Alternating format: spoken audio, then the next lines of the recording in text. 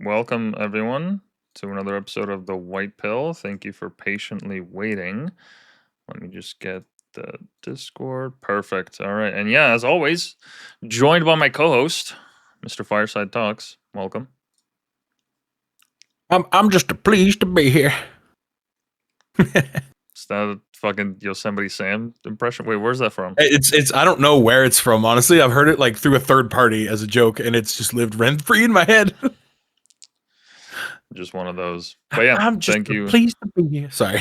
No, you're good. You're good. Thank you for making the time today, as per usual. And yeah, today will be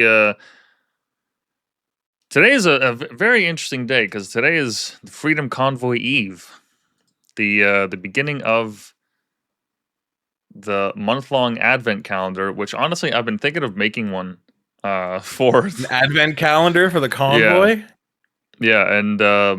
and scheduling. Well, I think I am actually just I'm gonna find like the most ridiculous shit during COVID and make a timeline because the whole convoy lasted about a month, so it went from January 22nd to February 23rd. So it's perfect. It's perfect for an advent calendar, right? Just a single page calendar of the convoy. And you know what? There's probably enough content out there or enough stories that I could fill like multiple calendars. So every year there's a new one because all I need is like 30 stories, right? And there's more than 30 stories, man. You could actually make that a series, just a one-page calendar from January 22nd to February 23rd. You could. Probably could do that. You know what? I'll add that to the list because that definitely sounds intriguing. 'Cause there's quite a few events that went on throughout COVID, and today we're going to be covering essentially the leading up to the convoy, the state of life in Canada, and what it was like. Because it's so easy to forget just how ridiculous isn't even the word for it. Um, Enraging, gaslighty. If gaslighty is even a word, an adjective that I could use here. Yeah, that's gaslighty. Yeah, like how absolutely just bold Well, face. compounding, right? Yeah, every single day they would have new numbers. Every single day they'd go on the news, have this big press conference. I bet the government hasn't felt that self-important in, I mean, I don't know how many decades. Imagine every single day you got to get out there in front of the news looking your best with a suit on or whatever the fuck, and you got to make Now they these take 3 months announcements. vacations. You know what? It's like the town crier. Like, hear ye, hear ye. These are the stories for today. These are the new rules for today. The king has decided on These are this. today's numbers. Yeah. Yeah, yesterday you could buy milk. Today you can't. Sorry, no milk today. You know. Only 60 people allowed in the grocery stores from now on. Just letting you know. Yeah. And I had a look. Speaking of We're policy, taking rid of the greeting cards. Totally forgot about that one. yeah, banning certain grocery aisles, or not even Mm-hmm. grocery, but like just stores. So they deemed the price of the province of Ontario deemed that certain items were not considered essential, and so I guess their thinking was, let's make it so that people can't go into the store to get these things. So I guess they have to order them because I mean they're not essential, but like you kind of need a birthday card if you're going to a birthday, or I don't know, paper plates or whatever else that they banned. But their No thinking, I guess, birthday was card for you, Grandma. You get to die alone in the nursing home. yeah, and I guess their thinking was this will make it so that there's less people in the stores themselves, or they go into certain areas. But all it does when you close Yeah. off those areas in the store, you're just forcing people to be in a different area of the store. But now they have less space to roam around, and so actually now they're closer to one another. I think the bigger problem is that you're actually forcing them to look at that aisle and question that. You know? That's Yeah, what and I remember about it. I remember walking into the Loblaws, looking down that aisle with like, what was it? It was like half dog food, so half the aisle was available, and then the other side was like all the greeting cards and birthday cards and everything, and all the goodie bags and collections of uh, like ribbon and other stuff for parties. And that entire section was walled off with big yellow caution tape, like a big X across it. And you look at that and you go, What are we doing? Yeah, that was But you're right. definitely one. The problem is that you do like end up just eliminating that space. So Yeah, no, and this is just but one of the policies that made absolutely no sense, but fundamentally changed people's lives throughout those years. And nobody's been held to account. There have been no reviews of what happened during COVID. Um, Absolutely nothing has happened for people to kind of pay a price for the decisions that they made. Most of them have now, not most of them, but a lot of them have also left office. So the chances of them even having like any any amount of repercussions towards did you them see is Ezra hunted down Trudeau I from Rebel News? the Did you see what he WEF. said? Okay, we'll get into that, but before we Yeah, before we proceed, I just want to mention, as always, if you want to support the stream, like, comment, subscribe. Want to hear what you guys think about it. You can find all the links in bio.link/whitepill, which is in every description. All the sources that we use in today's episode will be posted also in the description, so we'll provide all the receipts for everything. And if you want to donate, there's a link at the BioLink site there. Those donations will be read at the end of streams. If there's any chats or messages or questions you guys want answered, that's where you'd send them. But yes, the WEF stuff, we'll touch on that a little bit. I saw both that and the Chrystia Freeland one, and you the know what? WEF. No, I was Yeah, talking about the Rebel News friggin'. They found Trudeau and was it Katy Perry somewhere walking yes, together? And oh, was WEF. that That's that. WF? No, he was asking Yes, like, how did you feel about the fact that the what is it, Supreme Court of Justice like overturned the ruling on the Emergencies Act? yes, that's That's the clip the that I saw. WEF. The WEF is happening right now. The World Economic Forum. They're meeting. Carney just had a big speech the other day. Trudeau spoke. Oh, that's I what you saw. mean. Yeah, I saw a photo of Trudeau. I don't know if this was real. I haven't seen any secondary sources on it, but apparently in the audience there was like 10 people. I don't know if that's just the beginning of the talk or like him in the middle of it. Who got that shot? I have no idea. I couldn't see Trudeau's face, so I couldn't really tell it was him. So I don't know if that's just made up or what. But apparently there's like 10 people that attended his talk. Um, and yeah, no, I did see the footage, and I think it was either the guy that was asking. No, it wasn't. It wasn't Rebel News. It was some other outlet, but the guy had, I mean, just the most embarrassing outfit on ever. And the reason that I say that is because, like, when you're asking these questions, right, of these pivotal figures, you're supposed to be wearing something better than this, dude. He's got a hoodie tied around like he's at camp. The heck is that? Okay, It's with a it's this toque guy. stuffed in it. No, it's this guy that was asking the European. I think she's the leader of the EU. God, let me mute this. But look at him. He's wearing like fucking kid gloves. Yeah, I don't know who that is. He's got his toque. It's a news organization like Rebel News. It's just for a different, Yeah, different. But like this is the level of energy that we're approaching this with. Like, really, dude? yeah. I don't know. Yeah, she's the president of the European Central Bank, Christine Lagarde. And it's like, man, you're trying to cover like some of the most important topics with some of the most influential people that you'll never, ever, ever have access to like this ever in your life. You're never gonna be able to catch them on the street like this, Hmm. right? Like this is kind of your one moment where they're forced to walk the streets with the normies. Like this is the only time we're gonna have Trudeau accosted by anyone, right? So when I saw clips like that, I was like, man, fucking really? Hmm. Yeah, yeah. Doesn't actually give off the energy that you would expect in given a situation like that. Yeah, here's Makes a you just photo seem of. even more like a clown than they already think you are. You know. Well, here's the photo of Ah, Trudeau, but the problem is the text is wonky, so you could tell it's like AI. I'm pretty sure. I'm 99% certain the faces too. Like this looks AI. But I heard that story that he only had 10 people at his talk.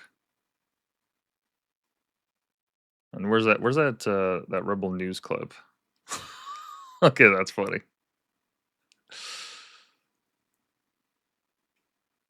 yeah. It's Ezra Wait, Levant, I think. This is the same guy. Yeah, he was also asking Trudeau questions. He's off camera, but you can see it's the same. Yeah. He's wearing the same shit. Nice salmon hoodie, brother.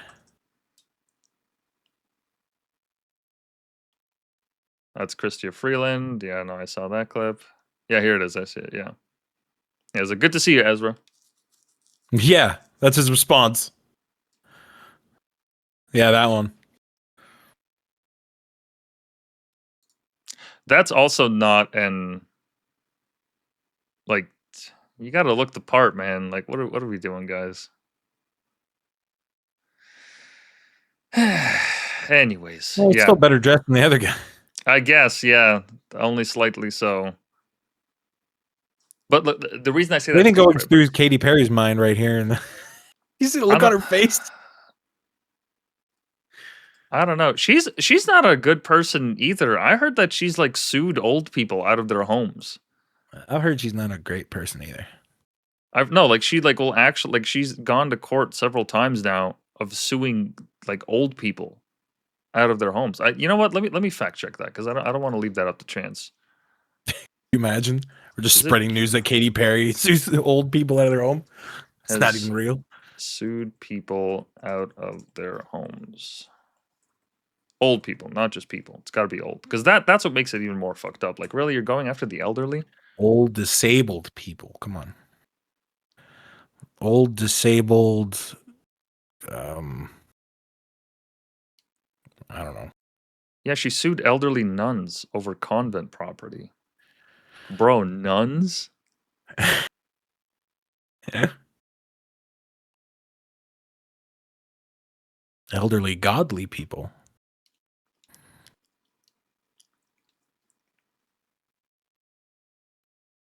Why is it taking so long? All right, take your time. But yeah, no, I did hear about that. Trudeau at the WEF. It literally just said something about Katy Perry suing elderly disabled people as it was searching. I shit you not. That's funny. So there was a Los Angeles convent dispute, which was owned by a Catholic order, but they no longer live there. The stress of the battle culminated in a tragedy on March 9th, 2018, when Sisters Holmesman collapsed and died during a court hearing related to post-judgment issues. Oh my gosh, she died in the court. Wow. Holy shit. That's nuts. Forcing an 89-year-old lady to go into court. Yeah. There was another one in Montecito. An 83-year-old entrepreneur, disabled veteran, and founder of 1-800-Flowers, who is now 86 and in hospice care. That's nuts.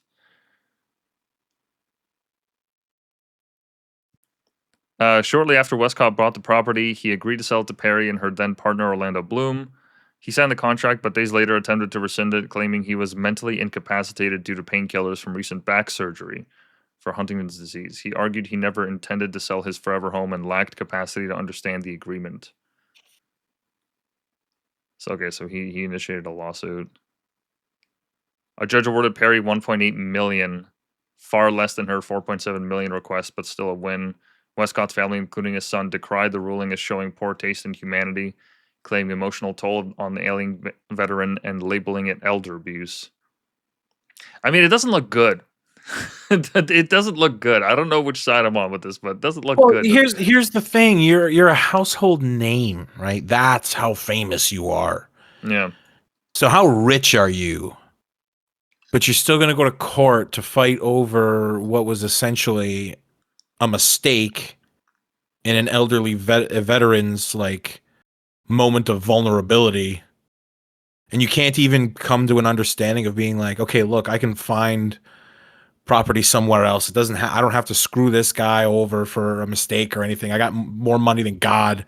Yeah, like you can't humble yourself in that moment. No, we're going to court. That's crazy. Okay. That's crazy. Okay, so yeah, neither of them seem to be good people. I mean, Trudeau, we know, but Katy Perry. I mean, maybe they're just made for each other. Who knows? I don't know. I don't know about that, but yeah, this look. I don't know. Like, does the shit hit the fan in her head, and she thinks like, oh, I'm the person that I'm dealing with is of a caliber that has like actually caused untold damage to people, or is she just that blind to it? Who knows? Who knows what's in her head? Who knows? Well, regardless of whether she's blind or not, she's been talked to by PR reps and so on to prepare for instances like this, right? For sure. You For had to have been trained sure. up. For sure. For sure. I'm sure that like she had someone do research. Or if she didn't, then I mean that's just it's really stupid of her not to do that. But in any case, let's get into some of the more ridiculous stories. So going back to 2021, January, uh we're gonna go through like the year essentially and talk about some of the more ridiculous restrictions that we had to live through. And one of them I just remembered, the physical distancing outside of Mm-hmm. outside of stores. In 2021, apparently I'd read that at least in Ontario, no lineups indoors. All lineups had to be outside, and you would come in one or two at a time.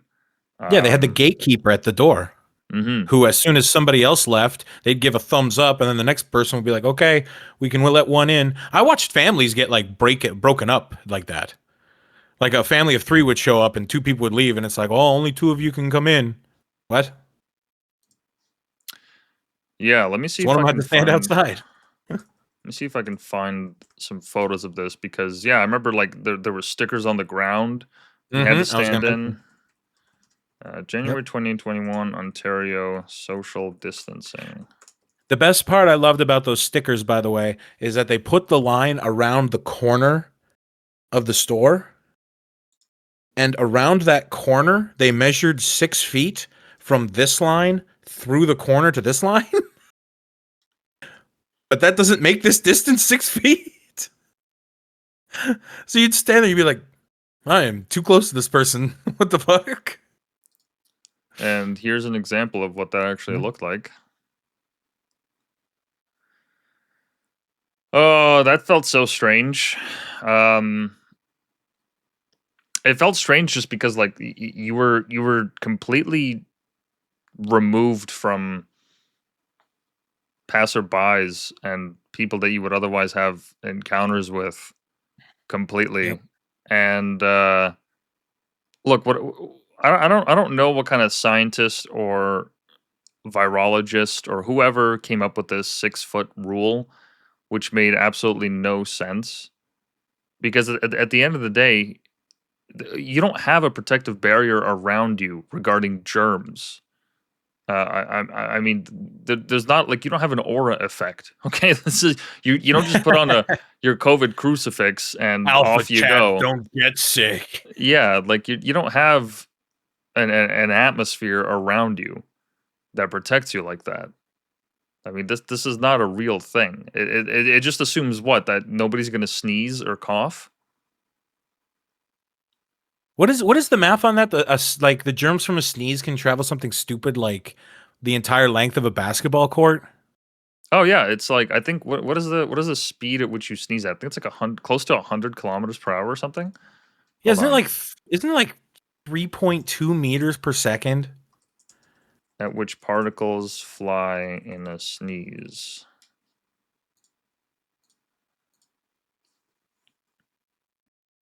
Teach you a little something about biology now. 16 meters a second.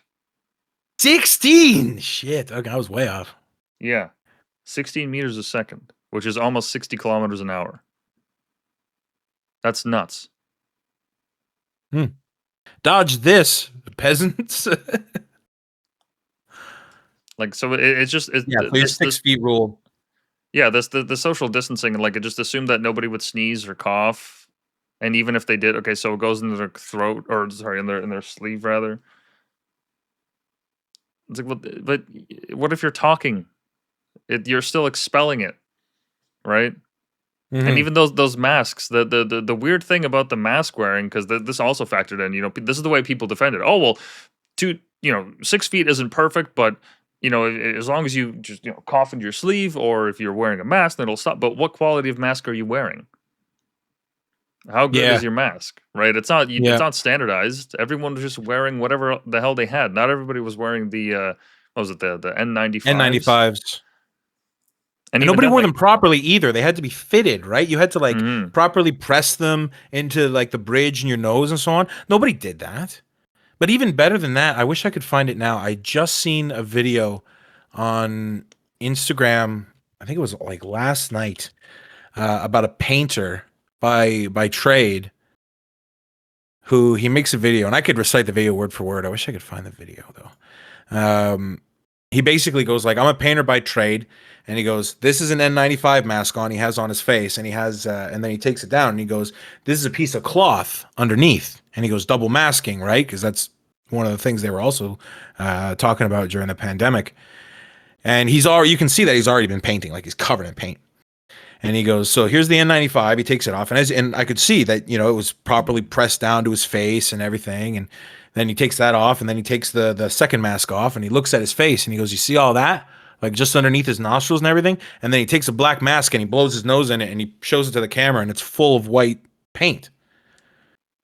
And he goes, "Now anybody worth their salt knows that paint particles are a lot thicker than any virus or germ or whatever the hell else."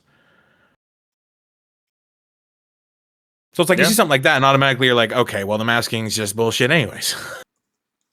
Regardless of how far I'm staying away, and regardless of whether or not somebody sneezes in my vicinity, it's bullshit.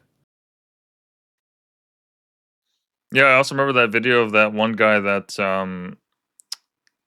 demonstrated. Oh, this is 5 years ago. This video right here. Whoops, let me get rid of that audio.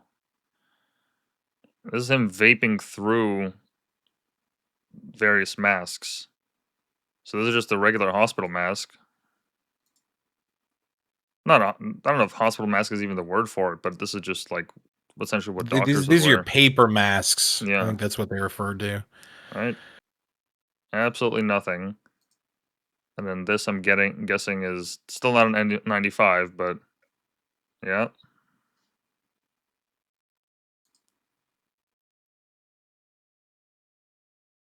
that's the classic face diaper. Mm-hmm. I think this is a cloth mask. The Yeah, material diaper.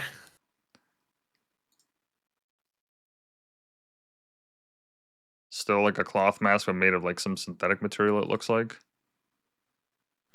Well, this is just a painter's mask.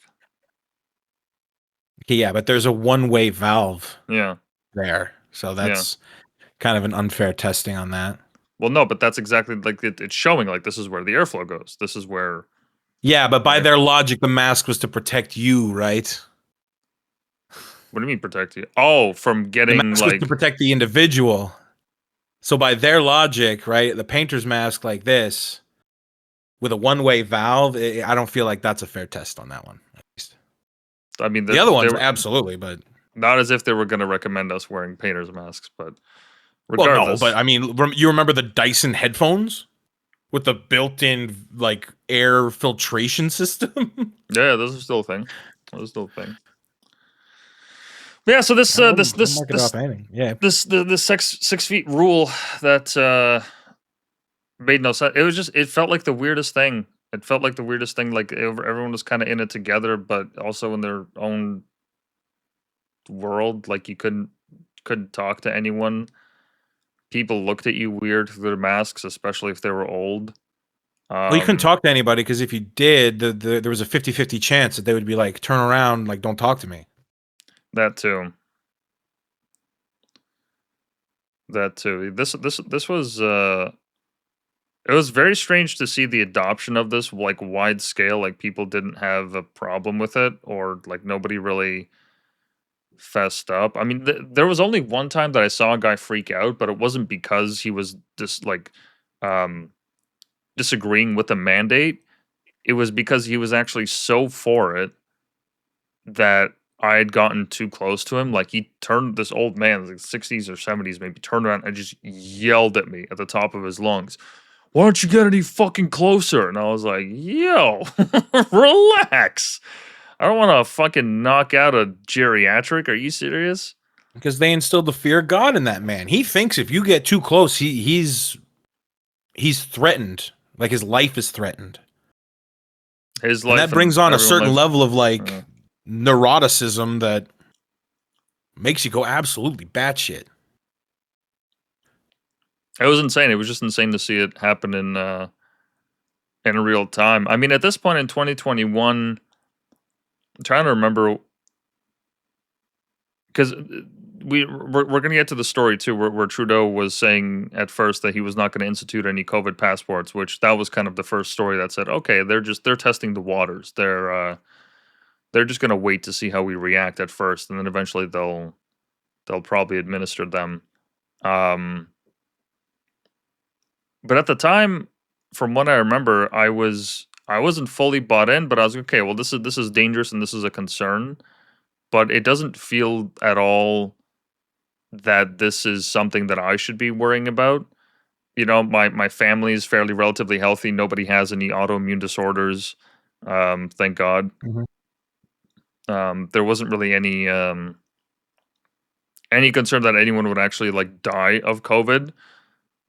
And by now, I mean, we'd been passed through the initial like massive panic.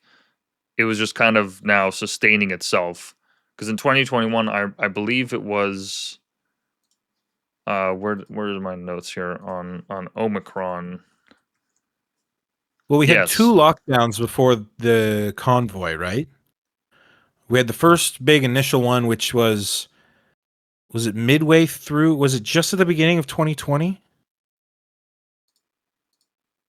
And the big one, when the first one dropped? I can't remember the exact timeline. Oh, I have it here. Hold on. Yeah, provide me with a timeline here. I got it. So first wave, March and July in 2020, we had border closures, travel bans, quarantine mandates. So this is the massive one. Second wave was 2020 to February 2021. Where now we actually had like vaccine approvals and rollouts and tightened travel testing, and then people had to show coming to Canada at the border that they were tested. Otherwise, they'd be fined. I think it was $3,000 or so. There was a color-coded framework that they rolled out as well, and the third wave, March to June, it was variant-driven. So now we actually had like more and more of the variants coming out. Border suspension and vaccine acceleration.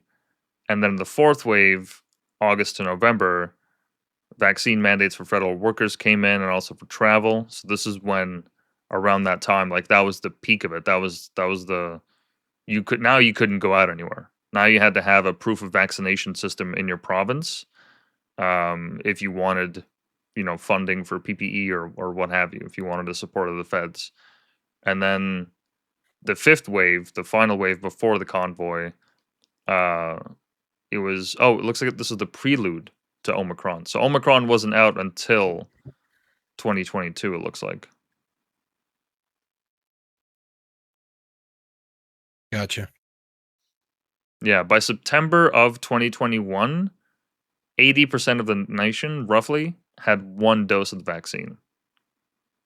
And the unvaccinated bore 90% of hospitalizations. But I mean, that's also, like, the reason that's so high is because, I mean, that's people just didn't have enough time to get vaccinated. Also, like, it just rolled out. It wasn't as if, this is months and months into that wave. Yeah, we had the Delta wave, the fourth wave. But yeah, physical distancing. That was a pretty wild measure. I can't believe that they actually. I don't know that we went along with it the way that we did. Like, that's such a ridiculous attempt to stop COVID. The problem is that herd mentality takes over, right? And if they convince you, oh, this is the measures you must take for the greater good of the herd, and you're the guy that ends up refusing to cooperate openly and obviously by not obeying these 6 foot, 2 meter distancing restrictions, the nail that sticks out gets hammered, right? I mean, fuck, you got too close to a guy and he had a fucking spasm on you. Like, Yeah, and then going along with it is just the easier route for non-confrontation, and I feel like we did that a lot. We just swallowed the bullshit, and we said this is easier than having a confrontation. Instead of confronting the person at the door at the grocery store, I'm just gonna wear the damn mask. You know, instead of getting into a fight with a bunch of random strangers, I'm just gonna stay 6 feet away from them. We just choked it down, right? That's why I think when I mentioned before about like the compounding variables that led to the convoy, I think I kind of nailed it on the head there. Because how much shit can you choke down before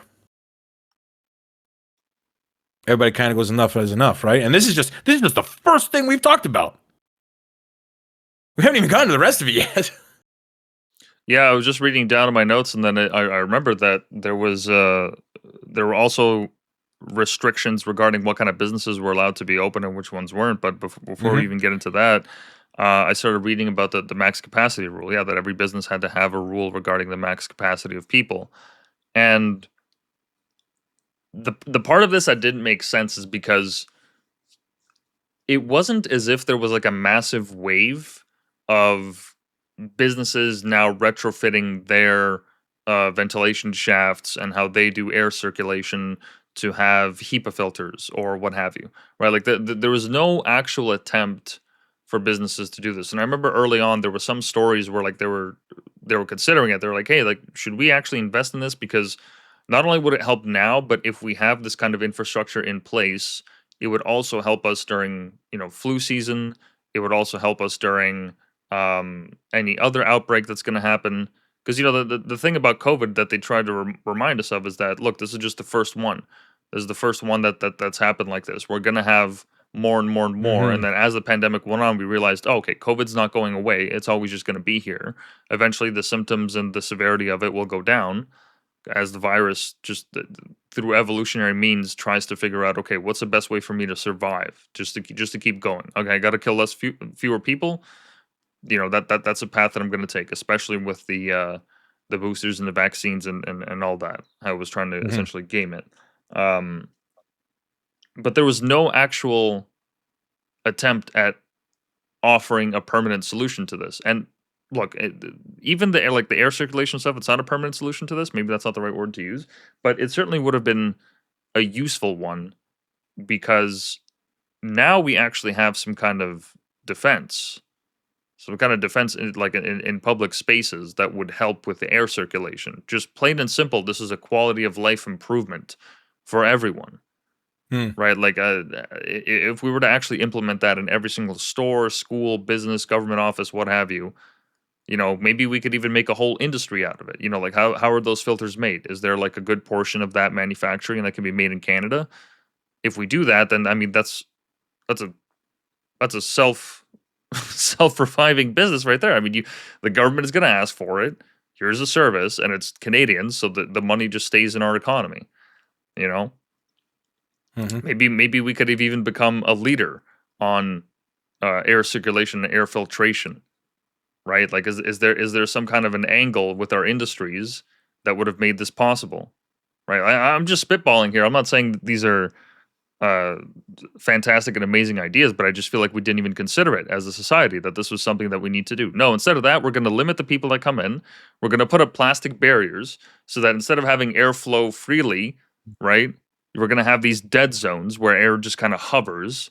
And so as the more you talk, the more you sneeze, the more you just exist in the space, the viral load is just going to accumulate.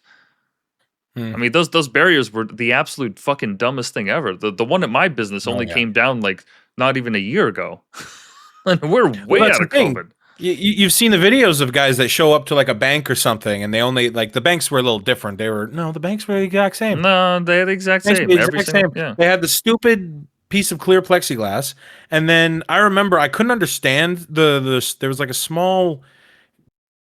I don't know if she was Asian or what, but I just couldn't understand what she was saying. She was just very quiet and behind the glass. So I literally I was here in front of the glass and I just went.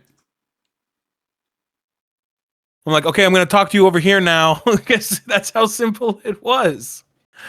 They were more Yeah. like attempting to be splash guards than anything else, but they just seemed ridiculous. Because against something like this, it doesn't seem to matter or be enough. It's gimmicky.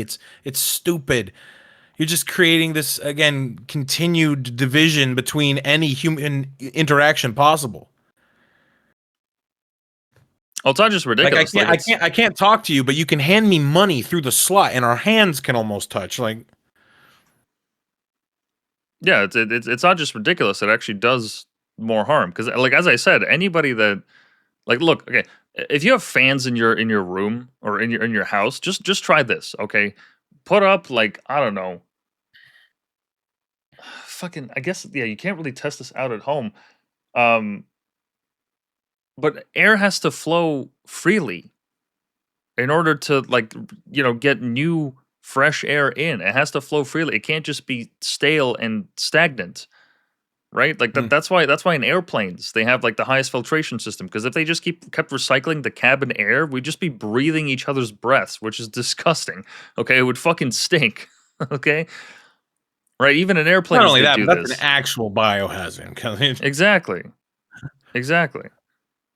And all these businesses that put up these barriers, I mean, that was in no way scientifically informed. I felt like it was just one of those things. The officials needed something to look good, so they were like, "Well, we'll just put up these barriers, and it looks like a good solution because people feel safer." But you're actually making it more dangerous. You're actually you're actively making it easier for the virus to spread. I mean, Yeah, I that's that don't. security blanket, right? Of like having that something dividing your persons. Mhm. And then on top of that, you're saying like, why would the stores will bother following this? Well, because first of all, I don't feel like the governments wanted to make solutions in the first place. They wanted to keep people afraid. Like there is no main solution. Like even if you walk into a building that has brand new top of the line HEPA filtration and so on, you still have to wear a mask. You still have to distance. You still have to do all this stuff because you should still be afraid. Again, why they created restrictions on the number of people to actually be allowed in the store. I don't know if there was ever published like a proper ruling on how many square feet you have, and by square feet I mean like floor space, because that can't Yeah. include like the warehouse or anything, right? Yeah, So how much calculation like per it's square foot you can have, like how many people within a building. On no, top of that, there that was probably a doesn't take into square footage and all that. Oh, what was there? yeah, total public floor space, at least in 2021, uh, was the square meters excluding shelves slash fixtures divided by 8, and then you round down.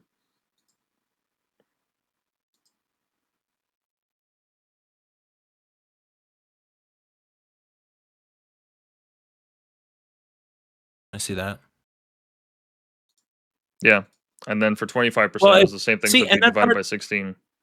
It's hard to tell because they left so much up to like the provincial governments and businesses and so on that I didn't even realize that there was an objective rule they applied to that. Because that's the thing, like you said, the federal government mandated that, oh, all businesses must have some COVID policy, but they don't specify what that COVID policy has to entail. So then you have things like the clear barriers, and it's like, okay, well, again, back to herd mentality. This business did it, that business did it, our neighbors did it. Well, if I don't do it, people are going to question why they're not here. So no matter what, I have to put them up. Yeah, capacity limits were mandated. I don't know about like any other specific measures like the barriers because it wasn't consistent with some businesses. Some did, some didn't have it. But Well, the what about capacity stuff Purelling that your was hands on entrance of business? that no that was not a policy. That was just like a nice to do. So Got a they lot had of to make places do it, didn't they? the businesses had to like offer it, but it's up to the people to actually Oh use it. no, I had a fight. I had a fight at a Loblaws with a What do small you little mean? white girl working there. She fought me. She goes, on my way in, like I was let in by the individual in the front because somebody else had left. On my way in, they had a, like, you know, those chrome railings that they have to like separate certain areas of the store. I don't know if they have Hmm. them where you are, but they definitely have them here. And they had like a small like swinging door, right? Well, before you go in there, they had a table with the bottle of Purell. I think they had a bottle of something else. and like wet naps and like napkins, like dry napkins to like dry your hands off with or whatever. And on the way in, I just passed by it because, like we said, there was no policy on it. And he goes, "Excuse me, sir, you have to do your hands with the Purell." And I stopped and I looked down and I looked back at her and I was like, "What?" And she goes, "You have to Purell your hands before you walk in." And I was like, "No, I don't." And I just continued. It's like, "No, I don't." But she tried to stop me. She tried to tell me like I'm not allowed in here unless I do this. You can't stop me from buying food. That's crazy. But yeah, no, there was people going around saying like, do not let people in, or at the very least, pressure people hard to do this. That's the thing. There was very few guidelines, like official guidelines, on how to go about creating your COVID policy. Yeah, that's strange. I never had the Purell thing. I think I just like they just had someone there to like squirt it in your hand half the time. I honestly I can't say I recall that ever being a thing. I remember like I did it all the time just as a matter of habit, or like you go to a grocery cart and you take the wipes down, you just wipe off the handle of your cart and then you just keep it moving. But towards the end of like 2022, I was like, all right, well this is getting ridiculous. We've been doing this for a year and a half now. This really doesn't make any sense. Once we got over like the initial fear, because 2021 was still, or at least the beginning of that year, that was maybe what? So since March, April, May, June, July, August, September, October, November. So that was about 10 months or so. Yeah, Yeah. about 10 months or so. Um, and we were just getting over like the major peak of it. So yeah, I can't recall ever seeing that, but that wouldn't surprise me that they had this weird application of rules. Because once again, going back to the whole business restriction regarding how many people can be in a business or not, they defined what essential businesses were and what non-essential businesses were, and so places like Walmart and Best Buy or what have you, Costco, right? They could Hmm. remain open, no worries there.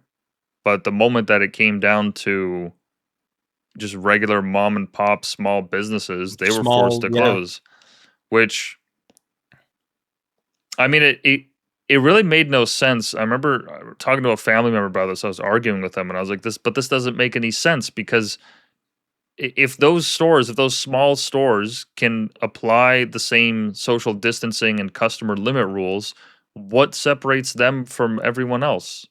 I mean, what, they just provide a different service? Why is it No, it that was just yeah. Go ahead. why is it that nail salons and barbers are deemed inessential, but strip clubs and liquor stores are allowed to operate? This makes no sense. Why? Okay, fine, not strip clubs, but liquor stores, right? Hmm. Like, okay, fine. So you have a percentage of your population's alcoholic, and they need alcohol, otherwise they will literally drop dead tomorrow. Okay, I understand that argument, but I mean, you're allowing that to happen, but God forbid somebody wants to get their nails done or a small bookstore wants to offer people something to do in this time. I mean, I just like, if they followed the same restrictions, Or if they you're followed the bored, same you want. rules, Hmm. like what I was gonna sense does say that the home make? hardware. You want to go What do you mean? outside, you want to start a garden, at home. They closed down home garden centers. Like home hardware closed down? Like home garden set, yeah, like home hardware. Oh, But oh, then but okay, I then see. also Okay. I'm thinking I think by I'm pretty sure it was home hardware. But like home hardware, home and garden stores. So like, oh, you want to go and buy like soil and stuff to like start potting plants or building a small garden or a flower bed or something? Go fuck yourself. Yeah, and then they also closed down playgrounds too. That was crazy.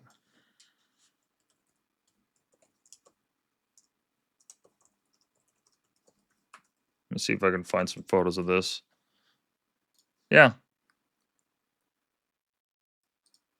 this playground. Yeah. Oh, this one is open. Wow, look at that. But Yeah, this but the was small nuts. businesses, they eliminated them because they're, again, just trying to control the population and where they go. With less options to go to, you're going to be able to predict people's pathing more often, right? And they have to be able to predict people's pathing so that the whatever that COVID app was, that COVID alert app that you had to fill out in restaurants, so that if there was risk of exposure, you'd be notified.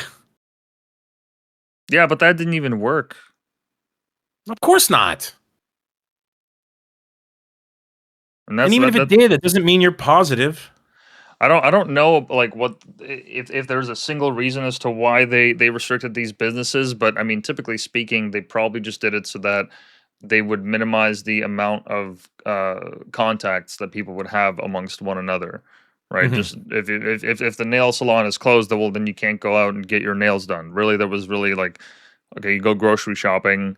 You know, movie theaters were closed still at the time, but you go grocery shopping, maybe buy something at Best Buy, Costco, what have you. But you were essentially told to stay at home unless you needed to go to the hospital or do anything essential.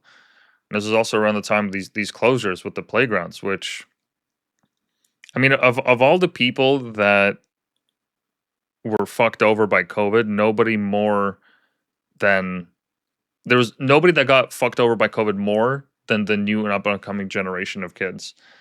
Because Yeah. this is just, I mean, absolutely cruel to do this to kids. Um, I don't know. I don't know how you can make restrictions like that just completely baseless. Um, for a population that is the least likely to not only get COVID, but even if they do get it, they're gonna be fine because they're fucking kids. Like the mortality rate for Strong ass children, immune systems. yeah, it was almost non-existent for them. The majority of people that were dying were not kids. It's one thing if it was coming for the new generation. It's like, okay, fine, yes, absolutely protect them because once we're gone, they're the ones that are gonna have to take over this shit. I think I remember during the pandemic hearing about one kid dying. I think she was like 12 years old or something, but what they failed to mention was that she was diabetic and asthmatic. Yeah, that sounds about right. But yeah, on top of the playgrounds and the schooling, and like, I still have a problem with the masking more than anything for the kids. Because kids learn a lot by seeing other people's faces, facial expressions. Mhm. They were talking about how far of a setback they were having with speech patterns. Because Mhm. when kids are learning to speak, they look at your mouth. They're mimicking you. They're mimicking the people around them. Now you put a mask over my face.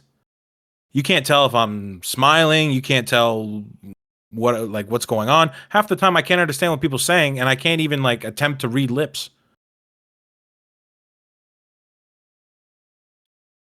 But yeah, taking away faces for kids. I think if you show that photo of the yearbook I had in the drive there, I had that saved in my phone for a long time. Which yearbook? If you go down almost all the way to the bottom, I think it's the fourth picture from the bottom. No way. Yeah,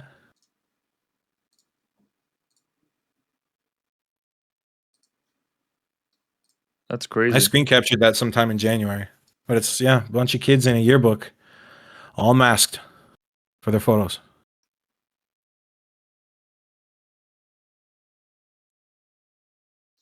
And we've already seen how useful these masks are with the guy who was vaping through them. It's just ridiculous. No, it's beyond ridiculous. I mean, this is another reason why it's important to remember this stuff because this idea that what happened during COVID was all the public officials and health officials doing their best to prevent deaths and casualties. It could not be further from the truth. There were plenty of fuck ups, plenty of things that they did wrong that they did not own up to that will have untold consequences that we are going to have to live with for the rest of our lives and upcoming generations as well. People's lives have been irrevocably changed by this, their conditioning and everything Mm-hmm. that they've learned, especially at a young age. that we do need to have a trial of some sort. We have to demand this of our political leaders moving forward, because we can't. This is not just something that we can move past. Like that, this is absolutely not something that we can move past. Because as we'll get to in this series that we're doing on the convoy, um, when you do enough of these things as a government, when you pressure people to this point, when you push them to this limit, the convoy is the absolute minimum and the lightest thing that your people will do to you. Okay, there are far worse things that could have been done to existing institutions and government bodies than did Hmm. happen. The convoy was fundamentally like it was a violence-free movement. There were some scuffles. I remember there was an incident in Manitoba where like some Antifa punk ran over somebody with a truck. I remember that. Um, there were guns found at one of the bridges, but there was no actual credible threat. There was nobody wrote a manifesto. There was no like lone wolf events. There was nobody tracking down government. Like none of that happened. But this is all brewing under the surface. The consequences of COVID are going to be felt for years and years and years. And we've kind of moved past it just because, I don't know, I guess it's just a convenient thing to forget. But this story right here, right, just these kids, this is just one yearbook in one school, in one district of one city, Hmm. right? This does not account at all for the entirety of Canada, of America, of Europe, of all these different places that just got absolutely railroaded by these people. And it's critical to not forget that, because the convoy is like the most peaceful thing that could have come out of COVID. Like absolutely, they could have gone a lot worse. And that Well, energy, that hatred, all those thoughts, they haven't disappeared. They've just kind of not gone into hiding, but gone into remission. They're gonna keep bubbling up over the years. People are not gonna let that go. oh, absolutely, absolutely. It's almost impossible to let go. I mean, fuck, even to this day, COVID still comes up in conversation at least 3, 4, 5 times a week. And I don't even talk to a whole lot of people. Like I just got a handful of people at work, you and a couple other friends that we talk to, but it pops up, it rears its ugly head, and I know exactly what you mean. They wanted to say we were hateful, they wanted to say we were spiteful and angry and so on. We were fucking angry. We were very angry. But us walking into Ottawa and blockading the streets was the most peaceful way that could have gone down. Like you said, they found guns at one of the bridges, but police walked up to that van and just took the guns. You didn't see protesters running to the van, grabbing rifles, flipping 180s, and unloading on law enforcement. And it also wasn't widespread. It wasn't as if they just kept finding It was guns in very these protests isolated. and whatnot. It was extremely isolated incidents. Which, look, I'm not defending. Like I'm not saying that I'm in agreement. Oh yeah, we got to take up arms against it. No, absolutely No. not. That is not at all what we're saying. But if that is just like the worst of it, that they found guns, it wasn't as if somebody was open carrying or anything like that, Yeah. or had a plan. It's like that doesn't speak for the entirety of what happened. Doesn't even speak for a fraction of what happened. And so like this issue, the reason why it's important to cover and to remember this stuff is because this energy is still here. This hatred towards the government, this anti-globalist, this like anti-carny, anti-liberal sentiment that people have, the rise of the right. I mean, I just saw a post today where somebody let me see if I can find it. They were commenting something about Trump. It was an outlet in Montreal. They have a magazine. A reminder to Canadian media: discussing the ravings of a madman isn't journalism. Stop normalizing Trump's propaganda. And when I read that, I was like, this is exactly the same energy that people had towards Trump in 2016. He's a madman. He's crazy. He's sexist, racist, homophobic, what have you. Right? Just completely not That has the realizing. same energy of, oh, the Yep. pandemic's over. Why are we still talking about COVID? Yeah, like You know, like completely just ignore it. dismissing. Yeah. Completely dismissing why people have this energy towards Trump or towards COVID. not like having any kind of self-reflection to understand what was done to people during the pandemic. That's the kind of stuff that gets you another Trump. That's the kind of stuff that gets you another convoy. So by all means, if you want to see more of it, like keep it up. But like realistically, we have to resolve this. This is not going away. You do not want a percentage of your population resenting the government and institutions. You know, like recently they had that memo come out where, let me see if I can find it on Blacklock. I think it was it Mendocino? No, it wasn't Mendocino. Who was it? Mark Miller? Oh, I believe it was Mark Miller who. yeah, Mendocino or whatever was our.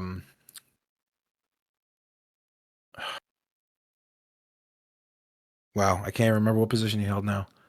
He was the He's a minister on. dirtbag, so I don't care. But yeah, He was the minister of immigration, but he's now the heritage minister. And his department, in a briefing note, said it was worried some Canadians appear disengaged from government messaging. Federal managers are relying on the CBC to promote social cohesion. So people aren't listening to the government. We need the CBC to step in and make it known that people need to be socially cohesive, that they need to go along with the plan. We need to make sure the CBC is doing enough of that. Once again, but the reason that we're not doing it, the reason that it's not working, the reason that we're not paying attention is because you guys just want to move away from the pandemic. You just want to just scoot that under the carpet and move on to the next thing, and that's not not going to happen. It's just not going to happen.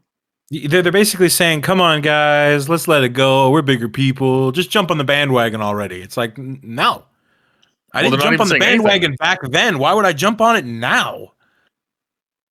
It's not even that. Like they're not even saying anything. There's been no acknowledgement of the government wrongdoing during COVID. There's been nothing. So they're not even saying anything. They're not even saying that we should move on from COVID. Like, no, there's just that's exactly what they're saying with the whole social cohesion thing. They're trying to be like, all right, let's have all the people get back into their own little bubble now and let the people be the people, right? Let the governors govern. Right, let the important people govern you, but the people need to be together.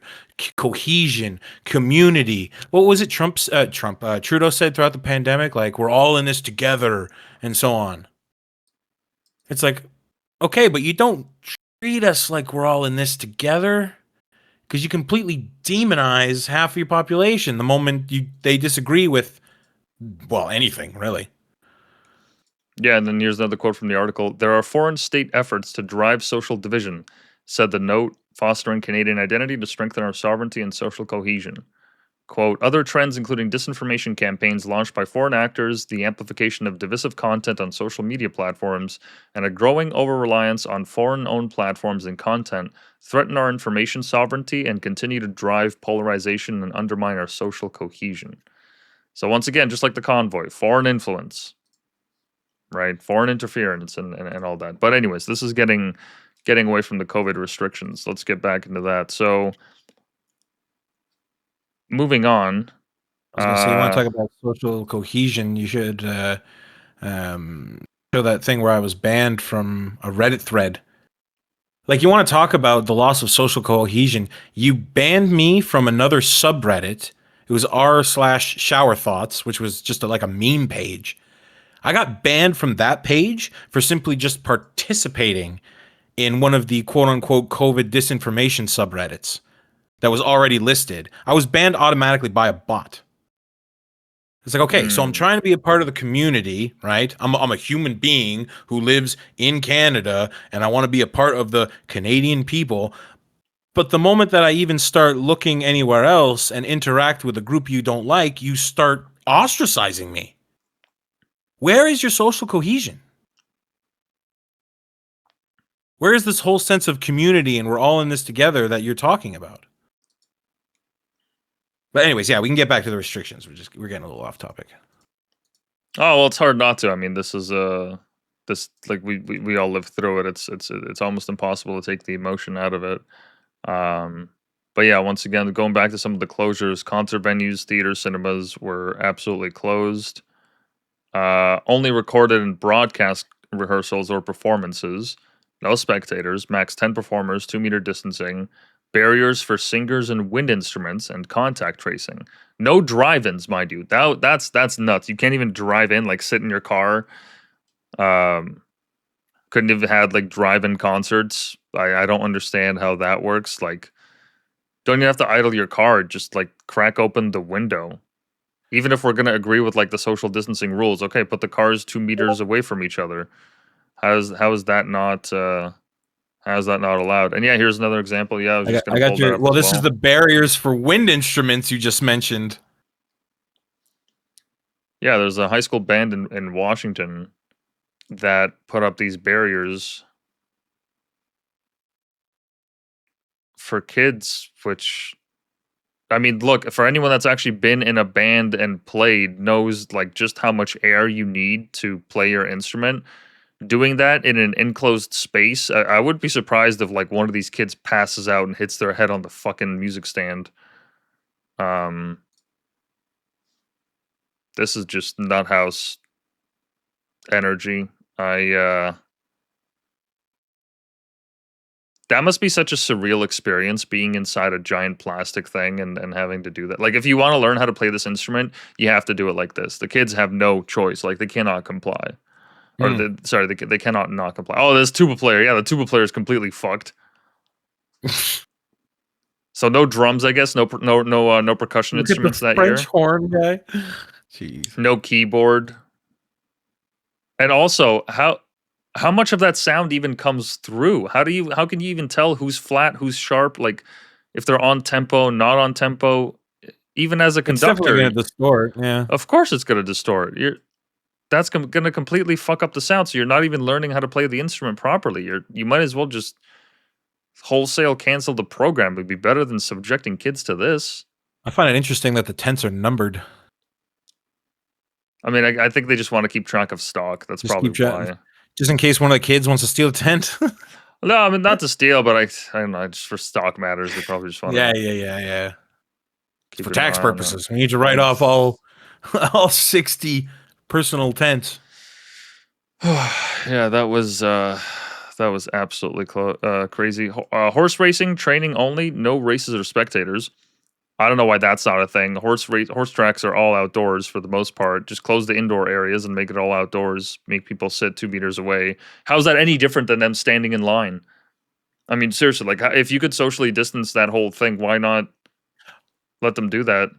Well, Right? look what they did at football games. They completely eliminated the audiences and put in cardboard cutouts and shit. Yeah, I do remember that. Why couldn't they just sell like fewer tickets? Because okay, if you have one rule for standing in line, why doesn't that rule then universally apply to everywhere else? Okay, so that means that in any setting, right?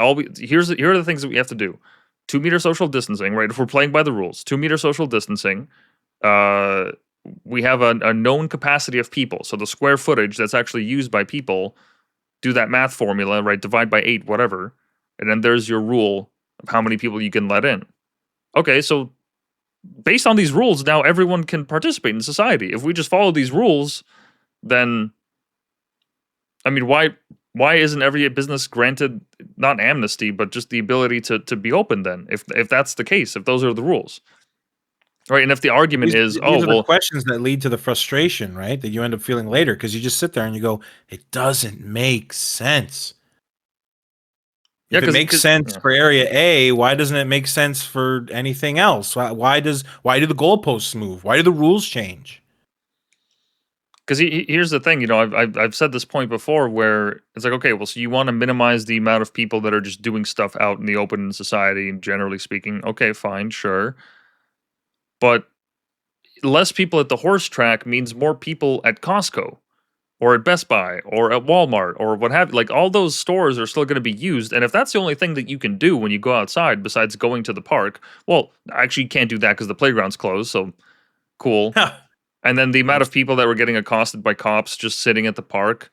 I mean, there's that famous video of that Australian getting tackled by police on the beach. I mean, just that Oh interaction yeah. with the cops alone will give you COVID quicker than just being on the beach because now you have 10 cops on you or however many, right? Not There's really COVID in social. sand, don't you know? Well, it's just not really careful with their social distancing rules, I guess. Um, Now they but no, have to tase you from 2 meters. yeah, but just to stick with to what happened in Canada, you're going to have an increase of people that go to these stores just by sheer fact of, okay, you can't go to place A and B is really your only option. You only have so many options. It's either like walking outside, going to the store, um, going to a park, but even then you can't be in groups. And if you are, then you have to be socially distanced. Otherwise, cops are going to come to you and give you a ticket or give you a citation or a warning or what have you, right? Because they were actively doing that. Um, more people are going to be going to those things because eventually people are going to be like, I'm not sitting in my fucking house all day. I'm going to go out and do something, even if it's something as simple as just grocery shopping and I got to stand in line and wait, in 2 minutes. At least it's just something. At least I get to go out and do something, literally anything. This absolutely made no sense. Why couldn't you have all businesses open and just follow these restrictions? Well, I the don't. problem was they wanted you to stay home even harder because if you remember, they actually announced they're like, "Do not leave home unless it's absolutely necessary." Mm-hmm. So when you say something like that on a national level, like, look, this may be taking it to a bit of an extreme, but I figured, okay, at that point, if I go outside and I'm on the walk in on the way to Walmart or something, and a cop stops me, they have a right to ask me what I'm doing out of my house, which is not a good feeling because now I have to justify just my presence in a public space. So okay, with that threat looming over my head, well then, yeah, I'm not. Why would I go anywhere now? Because all it's going to do is stress me out. But yeah, and then you want to go outside, you want to take a walk in the woods or something, and you get fined out the ass. Like, Yeah, it kind of made you go crazy. But there's a video that I wanted to show of these kids getting accosted by cops at a skate park.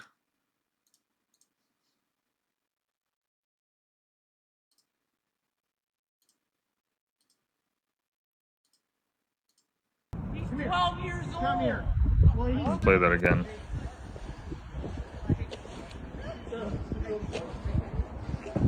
Just shoved him. What the fuck? He's 12 years old. Come here. Well, he's failing to identify. If anybody else does, you guys, this behavior is unacceptable. Failure to identify. Because pushing a minor is definitely acceptable then in that situation, right? He's talking about what's unacceptable and what's not. Dude, you're a grown man pushing over a fucking 12-year-old. What is You're wrong with you? Fucking coward. You said clean up the car. You're trying to leave. Fucking slimeball. Talk to an adult like this. Dude.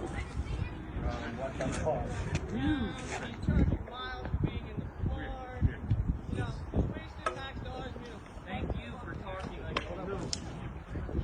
What am I doing? I'm leaving.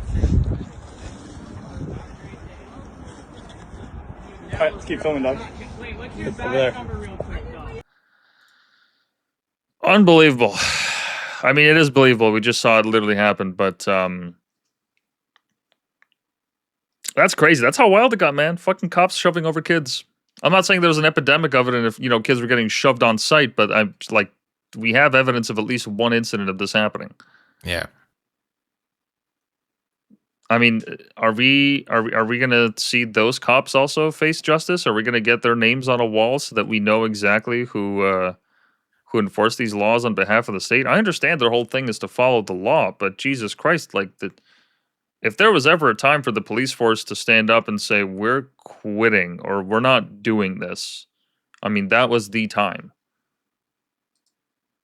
But who's going to do that? They have a pension, they have a family, they have what have you. Like, your purse strings are tied to the government. You can't really just say, oh, today's the day that I decide to quit or retire in the middle of a pandemic with employment uncertain. I understand it. I get all the precipitating factors to this. I'm not ignorant to that, but if there was ever a time for a social upheaval like that, I mean, that was the opportunity, because COVID was the soft, like that we got off easy with COVID. It was like a 3% mortality rate, something like that. Not even.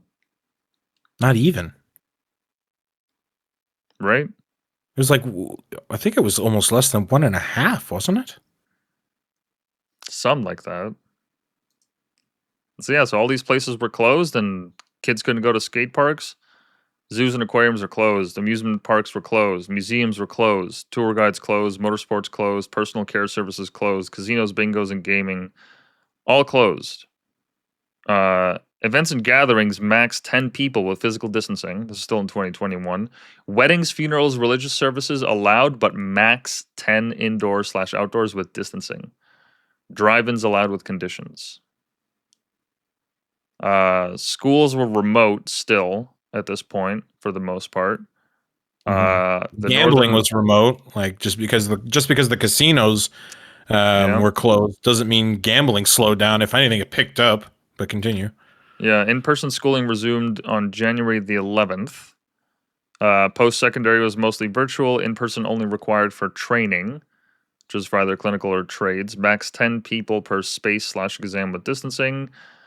Childcare was open during the shutdown, but obviously they had limits.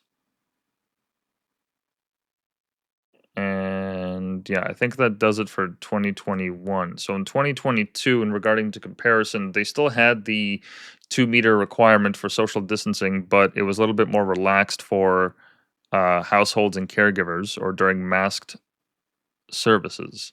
So no distancing was needed as long as you were following public health guidance. So now it was kind of easing up to this point, which I think Omicron was just about to hit. Outdoor lines were still distanced, but there were those nuance for confined spaces. So a little bit more flexibility with the physical distancing. But even still, at that point, it was like, okay, guys, this is look, you're kind of stepping off the ledge here, but you're not taking a big enough step to actually make a difference. You're just kind of being lenient. Yeah.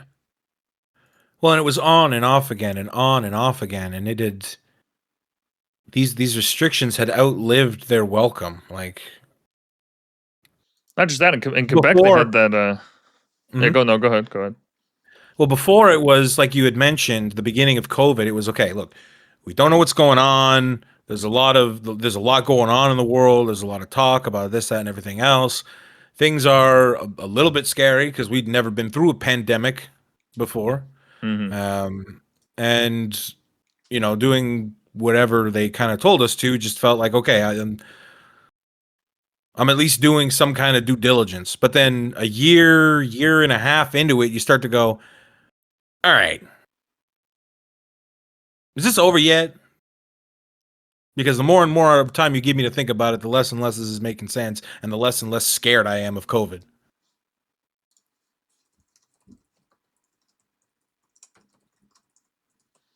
All these restrictions outstayed their welcome. Like that's one of the bigger things I think they made an issue on was that it lasted too long.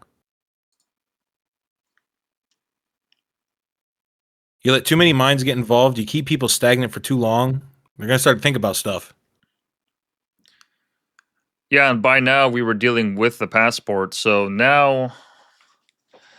Well, even just the threat of the passports, because we were hearing them about overseas, right?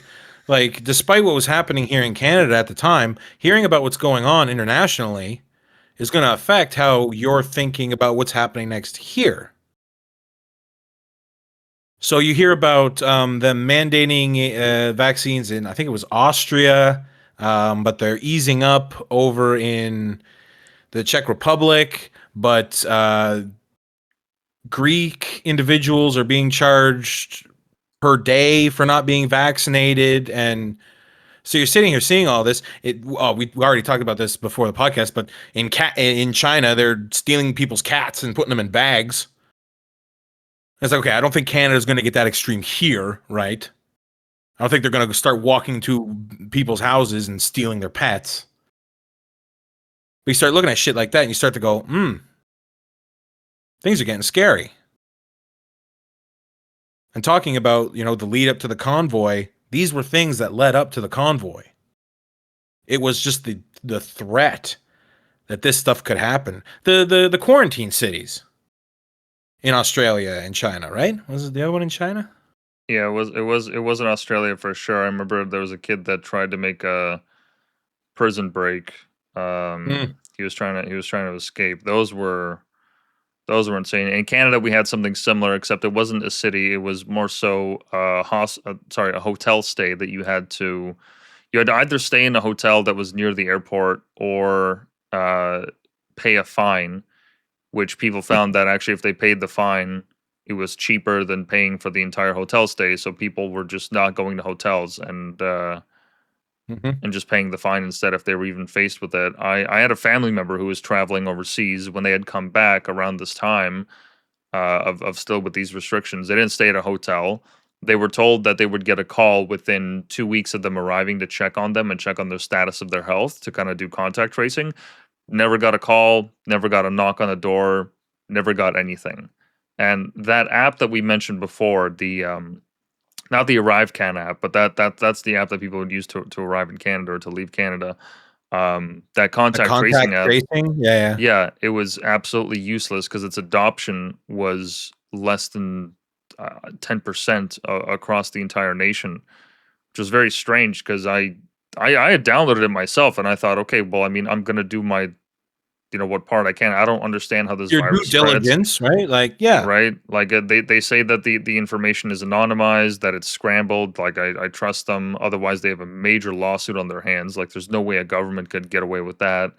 And if they wanted to find me, they already know where I am. So, Mm. like regarding like security risks, that wasn't really much of a concern. If they really wanted to find me, they know exactly where to find me. But even then, the adoption of that app was absolutely non-existent. I know that for a fact because I kept the app on my phone for the longest time, even like towards the end of COVID, and I didn't get a single ping at any point. I'm like, there's no way. There's absolutely no way. If COVID is spreading as infectiously as they say it is, then I would have come into contact with at least one person. Because what it did was it made it so that your Bluetooth signal would be sent out to other phones that also have the app. So it would essentially make it so that it could tell if you were somebody like within a meter or two of them, and if they had reported that they were that they actually had come down with a case of COVID, then you would be notified. At no point did I receive any kind of notification. Like these systems that they set up and told us to trust in didn't even work. I mean, the ArriveCan app was a scandal in and of itself. This app that was made for people arriving into Canada, right, during COVID, costed taxpayers in the millions, like in the tens of millions. What it should have cost them was not even $1 million. That was paid out to a company by the name of GC Strategies, who then outsourced that labor to another company. So it wasn't even them designing the app. It was them paying somebody else to do it for them. The whole thing was just so poorly managed. The ArriveCan app was useless, broken half the time, and we're on the hook for it. Like none of that money was ever, restituted. None of that money was ever reclaimed. Nobody even charged anybody with a crime for what happened there, which is so insane because they actually they had the guy in parliament for questioning, which they had never done before. They had never brought in a private citizen like that before to testify in front of parliament, right? In that hearing. But they did it, I guess, just to get, a head on a pike, just so they could have somebody to sacrifice to the public. But even then, like, it did nothing. None of that money that actually that transpired was ever given back to the people. And not just that, right? I was looking up some internal memos regarding the COVID stuff. There was here, where is it? Not the COVID passport. Oh, the spa resort, yeah, the 115K trip that those MPs took. Ah, yeah. That's what we were talking about earlier. This was like a month after, literally a month after COVID had hit, and we're in like the actual peak. Well, not the peak, like just the beginning of the strong lockdowns, right when shit is actually starting to get real. When they're telling you And like nobody but your immediate family should be in your house. yeah, and these people decided to go to take a trip that cost $115,000. And not just that, right? There's another story where the government was misleading people on how many like N95 masks they had. So internal emails showed cabinet-level political aides knowingly released misleading figures on medical supplies to cover chronic shortages of pandemic masks. Figures were also inflated to present the truth regardless of whether goods were defective. Emails in the early months of the pandemic reveal aides calculated how to present the highest possible numbers for medical supplies like high-grade N95 masks. The data were published on a federal website. Cool. Just straight up lied about what they called, right, life-saving supplies, right, if we're taking them at their word. And, this figure undoubtedly includes a number of unusable N95s. Cool. So the government is straight up just lying to its own departments. Well, yeah, because they said defective as well. Yeah. So it's like, well, they're not usable, but they exist, so might as well count them, right? No. Yep. That's like saying, oh, I have 500 doses of the vaccine. Well, not if the refrigerated truck went down. Those vaccines are no good now. How many millions of doses did they lose just because of either refrigeration or just storage issues? How many millions went to purchasing that were like just completely went unused? Right? And here's a quote from the article. We expect the opposition, so the conservatives, to immediately start spinning it their way once they get it, wrote Fitzmaurice. That's why we want to provide the information on our terms with our frame well ahead of that. Like straight up, you can't just incriminate me, I'll incriminate myself. Straight up, just telling on themselves, saying, "No, we need to massage these numbers on our own way before the opposition gets access to it." I mean, I don't know what more I can say on that, but let me find you another story that you'll like. This is on the environmental side. So I was gonna say, on terms of the vaccine, my mind went to the amount of tests that went down and the amount of friggin' garbage we created. But yeah, go ahead by all means. Well, here's a story from December 14th, 2020. So just before 2021, Parliament must appoint an independent inspector general to watch for sweetheart contracting. A former crime-busting Quebec prosecutor testified at the Commons Ethics Committee. You are thinking because of the pandemic, everything goes, said Dennis Gallant, deputy counsel at a 2011 inquiry that exposed graft in the Quebec construction industry, which the Quebec construction industry has quite a few mob ties, so there is a lot of stories to be told there. But here it says, pandemic spending has raised the federal debt ceiling a projected 56% to a record $1.83 trillion. And Gallant said billions in contracts have been awarded without competitive building or real-time scrutiny. Let me see here. Yeah, nobody's questioning the exceptional situation we've been in. Nobody's questioning the urgency for our leaders to act and inject massive sums of money to help Canadians deal with the disastrous impact of the pandemic. However, an emergency must not become a pretext to circumvent binding government procurement rules. Emergencies must not contribute to lax monitoring and oversight of public funds. And then there's that story of $115K being used as on a resort trip. Excellent. Excellent. Money well spent. I'm glad I sent them to that spa. I'm happy for them. I hope they thoroughly enjoyed it. I hope they thoroughly enjoyed it, because getting to this next point, this is actually a great transition. As we're leading up to the days before the convoy, or the months rather before the convoy, with the vaccine passports, what this meant was that Canadians who were not double vaccinated were not able to take an airplane. They were not able to take a train. They were not able to attend any restaurants. And this is all if you lived in a province that had these restrictions. And that was almost all of them, except I believe Alberta, and I think Saskatchewan was also a little bit iffy on it. Not sure about the territories, but Ontario and Quebec were fully bought into this, and I believe BC was as well. Not certain about the Maritimes, but in any case, for Ontarians, you couldn't go anywhere. Your entire life was now sequestered to a handful of things that you could do, and it felt the exact same as the beginning of the pandemic, except now you could walk around and see all these businesses open and people having fun, and you couldn't participate. Couldn't go to a museum, couldn't go to a movie theater, couldn't go to a bar, couldn't go to karaoke, couldn't get your nails done. No, you can get your nails done. But there were some businesses that like straight up just didn't allow you entry if you didn't show up your passport. Mm-hmm. which is insane. Because at that point, I personally I'd already, I think I just had a bout of COVID a couple of months before that, or maybe 2 months before that, and at this point, I mean, okay, so I'm basically immune to it, or at least immune to this variant. So I'm young. I'm in my 20s. I'm healthy. What's the issue with letting me go to a restaurant? What separates me from any of these other people? Well, because they got vaccines. Really? Yep, because they put the needle in their arm, and then the government gave them a fancy QR code that says, you stuck a needle in your arm. You're allowed into the club. You're allowed into the restaurant. You're allowed into the movie theater. While somebody with perfectly good antibodies just walks by on the street. And I get exactly where you're coming from, dude. I felt what you just said, walking down the street, looking into the windows of restaurants and just thinking to yourself, that's something I'm not allowed to do. And it's just that social punishment. And everybody's on board with it. Everybody in that restaurant's on board with it. They're just like, yeah, you peasant out there, you don't have your vaccines?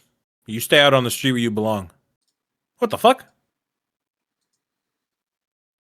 Yeah, not to mention that that infamous Toronto Star front page.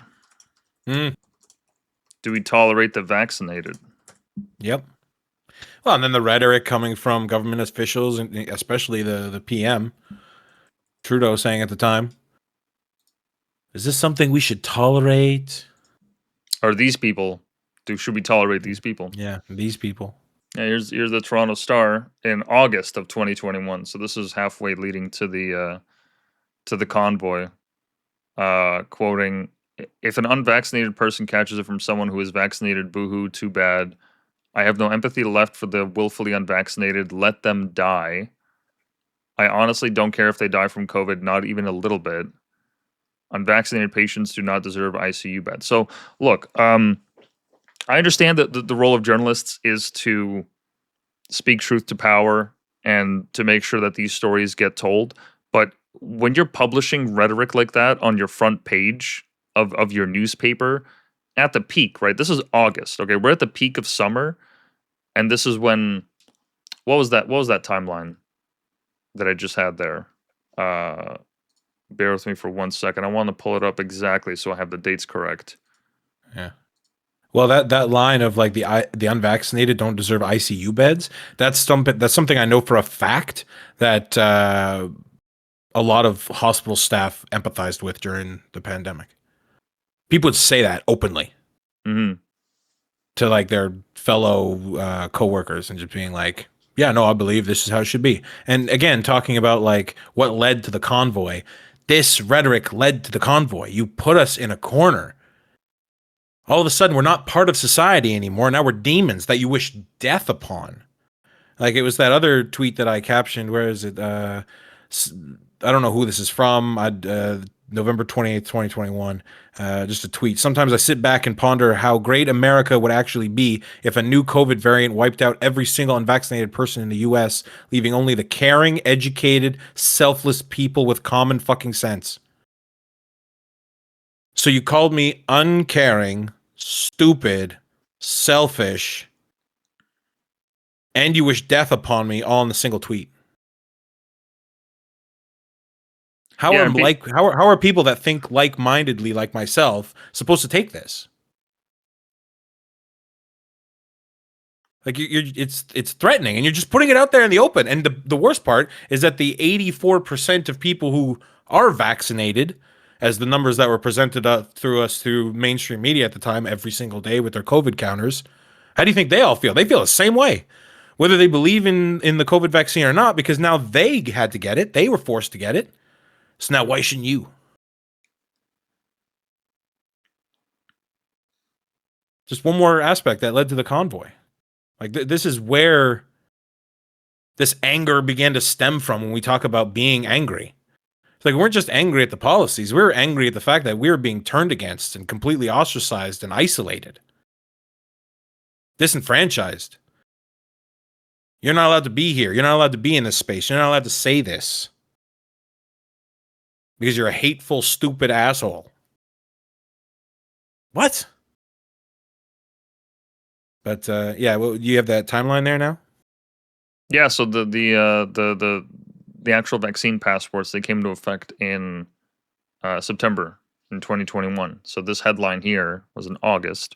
So this was only a month before the vaccine passports came into effect in Ontario. And this I like kind of that little sentiment, snippet on the side too that says no jab could mean no job for Air Canada employees. yes, Yeah. yeah, no, Nothing they like straight up threatening our livelihoods. they straight up forced people to do it. And the counter arguments that I remember hearing at the time was, oh well, just do it, okay? Like it's just a vaccine. It seems safe for the Just majority of do it. people. Just like why don't you get it? Like why are you so opposed to it? And the reason that I'm opposed to it, I was personally, to this whole sentiment, uh, is primarily because it was not the approaches that I saw that were getting used to deal with COVID.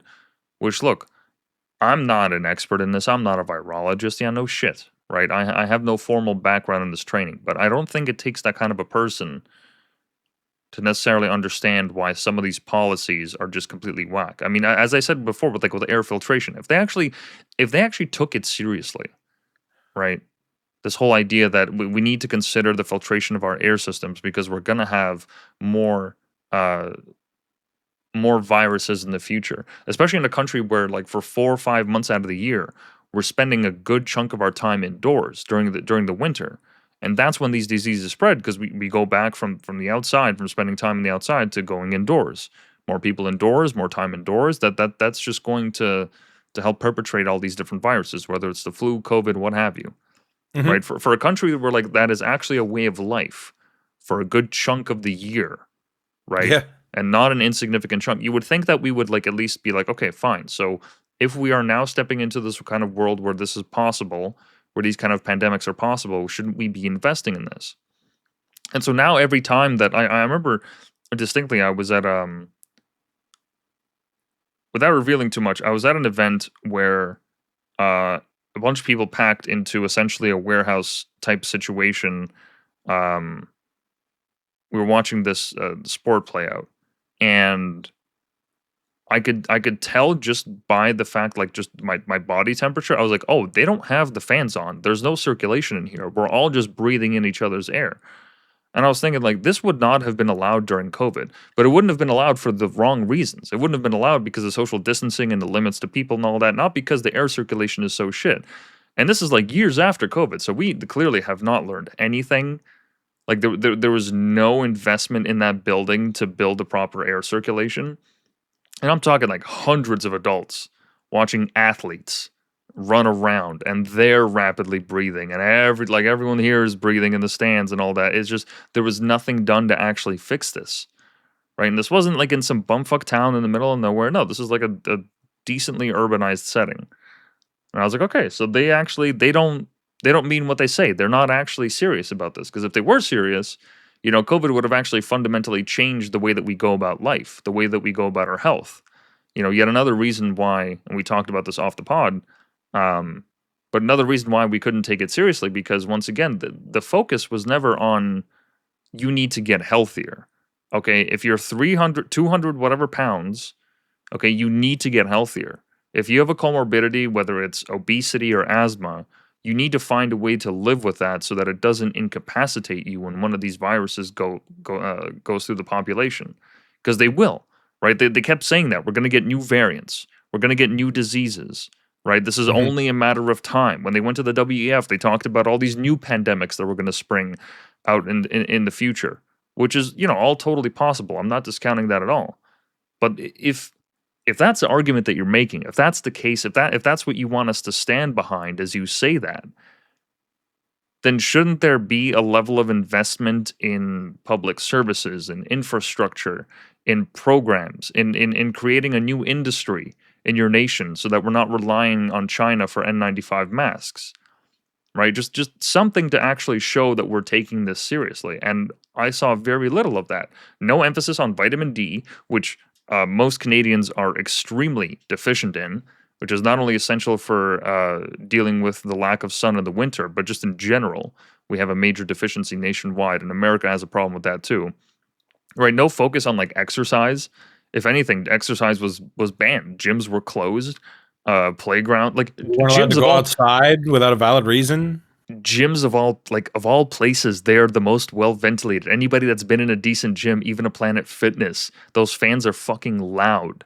They literally have huge fans set up for that. You're telling me you can't figure out some kind of a HEPA filtration system or anything? Like, really? There's no. You're telling me this is too hard? This is impossible for Canada to do in 2022, 2021? Like, are we actually going to give up on that? That should have been a nation building project.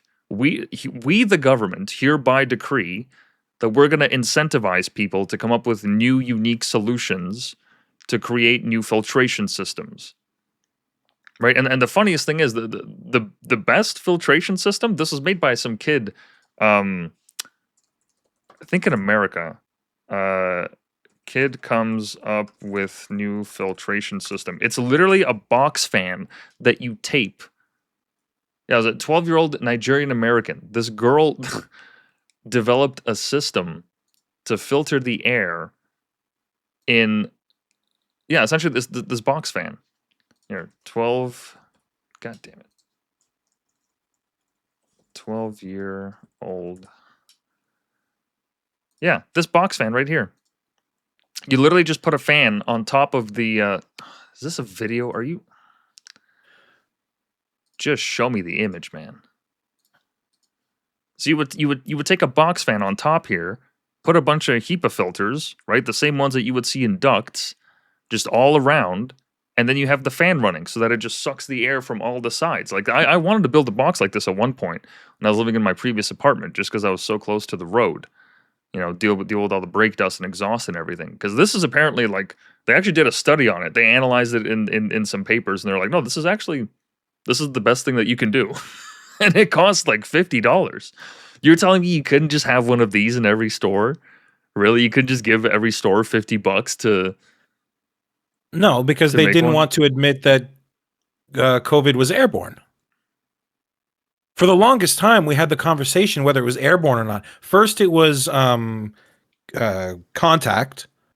Yeah, it lived on particles.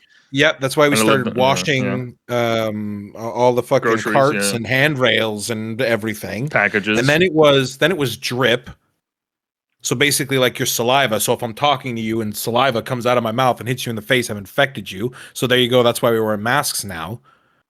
So it was a huge conversation for the longest time, but they always went, it's not airborne, it's not airborne. Because if it's airborne, that basically means nothing can save us. And they wanted to continue putting restrictions. They wanted to continue you wearing the mask in different modes of transportation or indoor facilities and et cetera, et cetera. And that's the problem. They never went airborne, so they never bothered. The only places that I really know that got like a huge buff to air filtration were hospitals. Oh, yeah. Yeah. Which makes sense. Abso-fucking-lutely in the middle of a pandemic of a brand new virus or variant or whatever. Of course. Absolutely. But no real attention was being brought to air purification because they didn't want to admit it was airborne. All they did was continue to shoot themselves in the foot every step they took. And like you were saying before about, the reason I didn't believe in the vaccines was because basically they wouldn't even stand on business, to put it in the common vernacular, because it was always the rules for thee but not for me bullshit. We just watched we just looked at the article for $115,000 spa retreat. There were a bunch of other scandals of government officials and so on having parties well after the home restrictions were implemented. Even Christmas of 2020, you remember they were like, you can only have 5 people from outside your household, and you should all mask and be vaccinated twice over and social distance. At my own home with my own family at Christmas? Yeah. I'd like be a little fly on the wall and see how their Christmas celebrations went. But yeah, again, they talk Yeah. the talk, but they don't walk the walk, so you lose all respect from me in that regard. So of course I'm not going to do what you say. You're not a genuine person. You're not truthful. Why am I listening to you?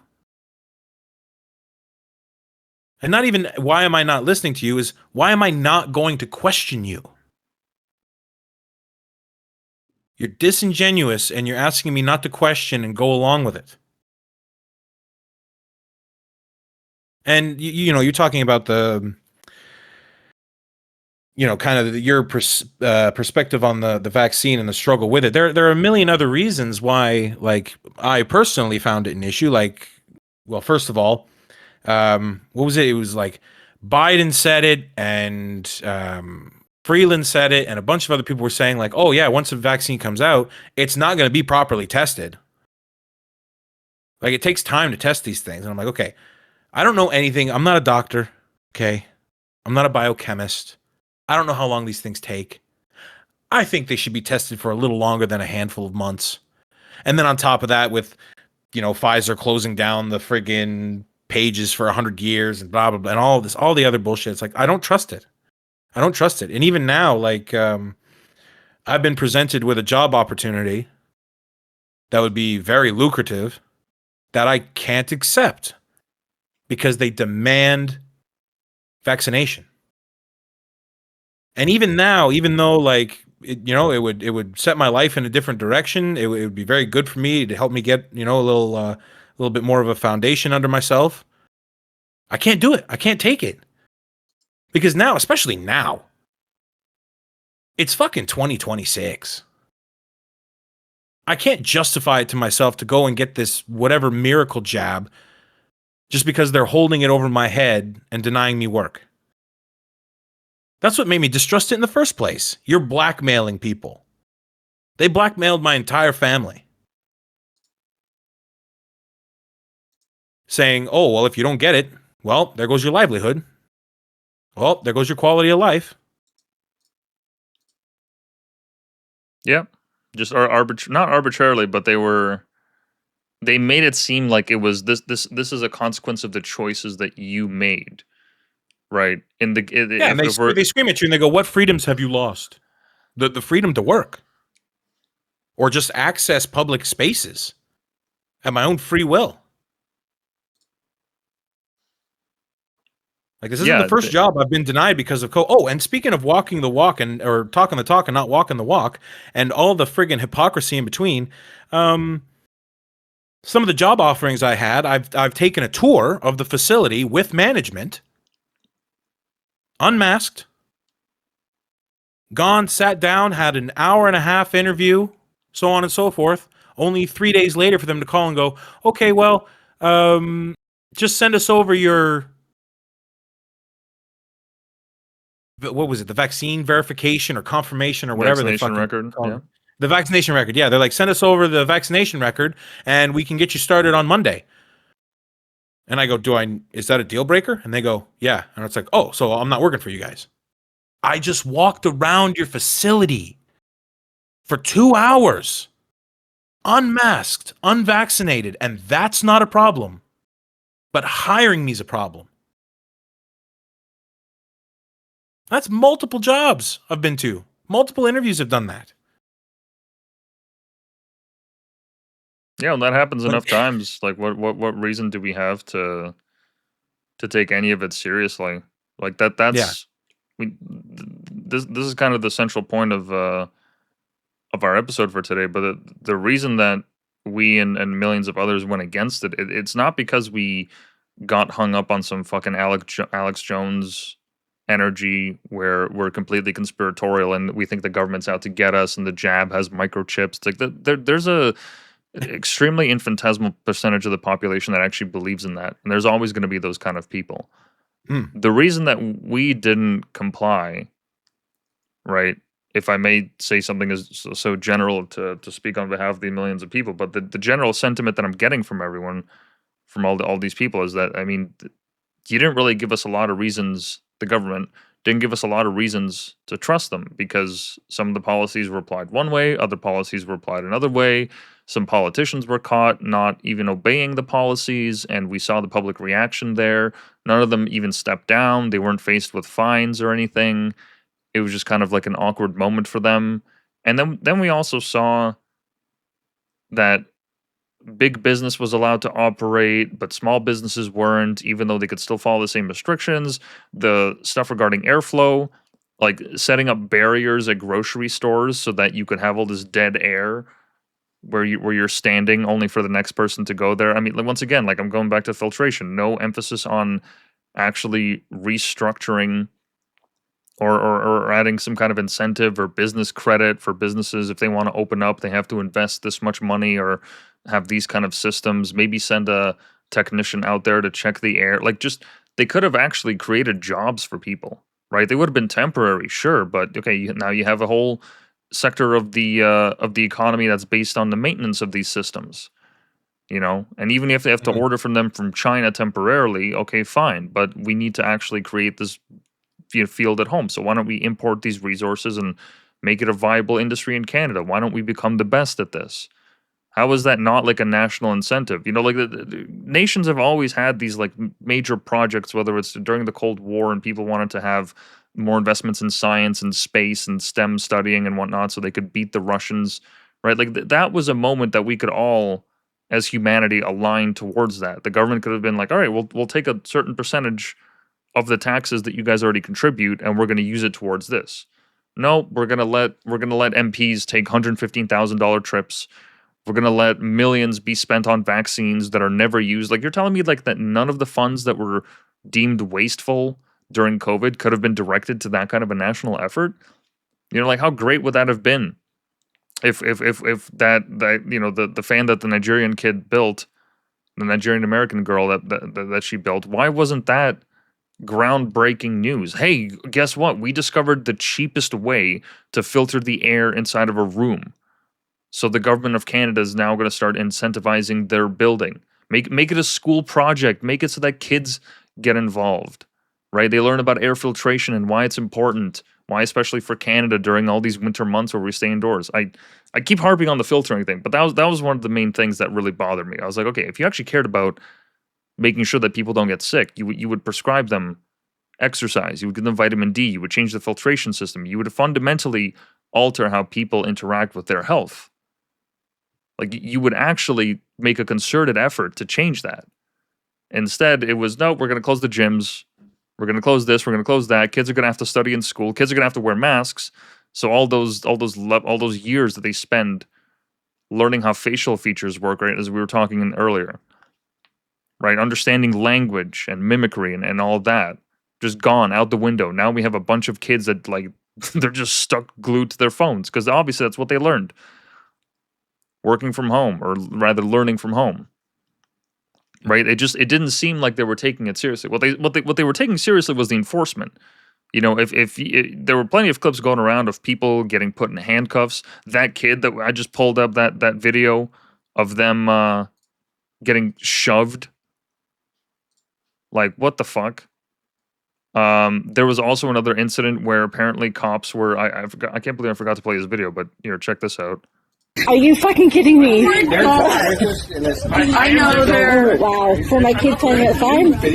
I am. So it's something that we have been asked to do. So I need to make sure you guys are We're going aware to get that we've been asked. CAS called because we're taking our kids out to be healthy and fresh air. So some people have a view. How is that neglect? It's healthy. I know it is, but I don't understand how that's neglect. Yeah. And So the cops were there doing a welfare check, essentially, to make sure that everyone was either vaccinated or wearing masks or social distancing or what have you. And they're like, oh, some people have a view that Child Protective Services needs to be called in these moments.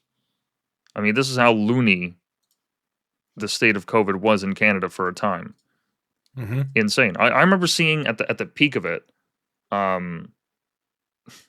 it was a heat wave in, I think, July or August. It must have been like close to the 40s. I've told you this story before, where I was out with a friend. We just did some biking. We stopped over in some shade, grab a drink, just chill for a little bit. And on the bike trail, I saw a father and a daughter. The daughter couldn't have been more than 10. They were biking on the trail, each in their own bikes, full speed, and in masks. I mean, if that is not child endangerment, I don't know what is. Because if you're going at almost full tilt on a bike in like 40-degree weather or close to 40-degree weather with that level of humidity, you're just running the risk of passing out. And the kid wasn't even in front of the dad. I believe the kid was behind. So it's like if your kid just fucking crashes, like you're not even gonna have any idea. You're gonna go half a click before you Well, even you're at the realize what happened. Yeah, well, you're at the risk of overheating, right? And in kids, overheating is so much more dangerous Mm-hmm. to the brain and the body. Like, no, absolutely. And again, just seeing that level, it's like the meme I put in the drive. You don't have to show it, but there's a meme in there from Instagram of somebody like sitting in their car in the parking lot all alone, kind of having a panic attack with their mask on, and it zooms out to a completely empty parking lot. It's like, what are you driving your mask for? This was something else we were beginning to see before the pandemic. Yeah, I remember this this comic. Fuck, you still see them. You I do. see old grandmothers walking down the street all alone with their masks on still outside to this day, and I just feel bad for them. Yeah. I feel bad for them because they were fear-mongered so hard that now this is a part of their life now until their death. Old people straight up avoided me. And it's hard for me to think that way because it's not necessarily every single individual that's wearing a mask. They could be immunocompromised and feel like, okay, I have a reason to protect myself and so on. And you know what? That's fine. You do what you want to do. I don't care about your personal choices. Just leave me the fuck alone, right? That's what we've been saying for years. If you got your reasons, if you want to do this, like I said before, the best reason I ever heard of anybody getting a vaccine came from a 17-year-old kid who said, I didn't know what was going on, I was scared, and my mom is immunocompromised. Buddy, more power to you. How am I supposed to fight somebody who says, I want to protect my mom? Done deal. But now I see these individuals, and I've seen them in such a light where, you know, they've been fear-mongered into this, where they're hysterical as soon as you question them on anything. And these are individuals that you're just completely unable to speak to on an intellectual level and have like an intellectual conversation at that point. That I can't help but see these people and go, really sucks to be you, eh?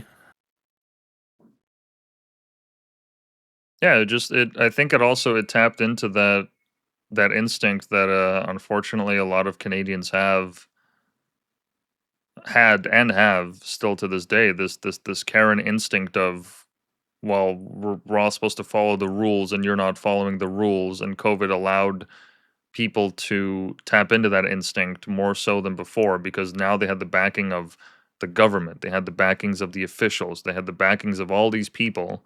And I even, you know what, I'll even admit that I felt that way at some point. I remember, I think it was around the peak of COVID, I was going to the laundry, and I was wearing a mask in the elevator just going downstairs, and the guy that walked on didn't have a mask, and I felt this not rage, but just this anger towards him, and I'm like, yo, I'm fucking doing everything. I'm not going out. You told me to stay inside. I'm staying inside. You told me to wear this stupid fucking mask, which I hate wearing. I'm doing it every single time. And this guy can just do that? What the fuck? Why does he get to do that? Right? And I was getting close to saying something, but I was like, no, it's honestly not that serious. And then looking back on that interaction and that frame of mind I had, I was like, oh, I understand now. I understand why these people feel so self-righteous in this, because they have the backing of the world. They sacrificed. They felt the same pain that we did, except they went left and we went right. Right? Some people, like, I could have, for all I know, if I would just a little bit more left-leaning, I could have probably dipped into that instinct too and been like, fuck these people. They're making sure that we're all, staying inside our homes. It's the unvaccinated fault and all that. But thankfully had enough sense to realize, like, no, they're actually not telling the truth. You know, if the government was actually truthful and honest, and they were going about it in a very open way, right? Like, if COVID was what they said they was, then everything they did was totally fine. Absolutely everything. If COVID was actually like killing millions of people, if we saw, like, you remember that movie? I forget if it was called Pandemic or Outbreak or what, but it was that infamous movie that came out years ago, where it was essentially tracking an outbreak of some kind of virus that's going through the air. But it was actually like killing off millions of people, entire, like, just cities just getting wiped out, right? If it was on that level, then yes, absolutely. Everything that the government did was absolutely right. And all the vitriol that they threw at the unvaccinated was absolutely correct. But it wasn't that. Well, I would disagree though on that point, because if it was as deadly as they believed it was, they didn't go far enough then. That too. Because like we've been That saying too. this whole time, they talk the talk, but they don't walk the walk. So if it's as deadly as you say it is, why are you behaving this way? You haven't done enough now. Mm-hmm. No, But absolutely. yeah, continue. No, you actually, no, you make the better point there. You're right. They if they actually did believe it, it would have been like what Australia did, creating all those encampments. There would have been Yeah. martial law. They would have fucking locked us down. Yep. You know, because they would have been like, "Listen, you fuckers, this is for your own good, because people are out here dying." Yeah. Instead we saw TikToks of nurses dancing. Instead we saw politicians absconding with their families or side pieces. We saw millions of dollars go to waste. I mean, they're still trying to claw back those COVID benefits that they gave out, all that CERB and everything. We saw people giving their grandmothers hugs through polyurethane tarps. Yep. Yep. Entire residential homes that people had no access to, so they had to watch their loved ones die through an iPad. All those funerals where people were forced to social distance, they couldn't even be together and hold each other as they were remembering their loved ones. I mean, I've seen plenty of footage in that. Like, we haven't even, there's not enough time in the world to cover all the pain and everything that people had gone through, especially since we're trying to focus on just what happened in Canada. But it was nothing short of cruel what the government did to people, because once again, it's the fact that the narrative that we were sold was actually not at all the truth, and they were hoping that the fear would be enough to convince people. And so they kind of leaned on this instinct. I mean, that's exactly why the Toronto Star was able to get away with that front page, you know, by saying that, should we tolerate the unvaccinated? That was a very, very common thing to hear. You know, there were cases in Quebec, there were stories where they were saying, oh, should we change the health insurance premiums or the driver's insurance premiums, or like just overall, should we put a fine on the vaccinated? I mean, I'm pretty sure you even had an article about that. I think I just had it. Yeah, here it is. I don't remember if this actually went into effect, but yeah, unvaccinated Quebecers will have to pay a health tax, Legault says. Now, they said it, but we don't know. I don't remember if they actually implemented it or not. But it doesn't matter whether they implemented it or not, because we're talking about what led up to the convoy, right? Mm-hmm. Even you said it. You said it on national news outlet. It doesn't matter whether you go through it or not now. You've planted the seed of this idea. So at this point, it doesn't even matter if you've implemented it. It's the threat of it being implemented. It's the implication, yeah. The implication, yeah. Yeah. And this was actually 10 days before the convoy. So if anything, this kind of helped further accelerate it. I mean, around this time, supposedly the convoy was already on their way. So yeah. They had already been in gear, but this certainly helped get more energy behind their sales. And we'll end off here in a bit, but basically, I mean, in terms of the last final words, like I said, that there's not enough time in the world to go over every single injustice that was done to the people of Canada, let alone the world, during COVID. And these feelings did not go away, even with the convoy being one outlet for them. All this mistrust of officials, of governments and their institutions, the media, and also their fellow neighbor, their fellow countrymen. It never has gone away, and it's still festering, which is why we're going to see, I believe, more and more of these convoy type scenarios in the future, because you can't just do what they did to us and expect people to lay down. Even Canadians, right? Even Canadians, as nice as we are for whatever that reputation is worth these days, We're not doormats. yeah, we're not doormats. And there is going to come a time when these people will have to answer for what they did. I have to believe that. I have to believe that. Otherwise, I don't know. It's difficult to imagine a world where even like in the next coming generation, they don't even have any hearings about it or talk about it. I'm not asking for a Nuremberg trial with a hangman, but Yeah. at least some kind of restitution. Something has to be done to make people whole. And by make them whole, I just mean if there isn't a dialogue that allows people to understand, okay, this is the behind the scenes look of what was happening in the government. These are the memos that were written. These are the agreements that we signed. If there's no peek behind the curtain, then all that energy is just going to go towards the next social upheaval. That's just, I mean, you're just taking psychic damage for years and years and years to your psyche. That's going to take a toll. That's gonna turn people extremists. That's gonna turn people against your cause. Right? Whether it's political, cultural, or what have you. Right? They anytime the Freedom Convoy gets pointed out on the internet, everyone's clowns on it by saying it's the Freedom Convoy, as if those people were stupid. You know, as we'll show in the next episode, this perception that people had that it was this extremist event. It was full of Nazis and hatred and violence. It could not have been further from the truth. Could not have been further from the truth. Mr. Fireside here was there in person himself. I had seen hours of footage of people doing walkthroughs. And there are plenty of people that can corroborate these stories that the convoy was overwhelmingly peaceful. That's not to say they didn't have altercations or that people weren't arrested or anything like that. It's like, yeah, but that happens at every protest, literally every protest you go to.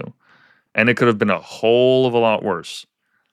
Could have been a whole of a lot worse. And we'll get into all those details later on, but I just wanted to end off my piece by just saying that they completely fucked us during COVID in ways that we're still going to be paying for. The next generation is going to be paying for, and even the generation after them, most likely.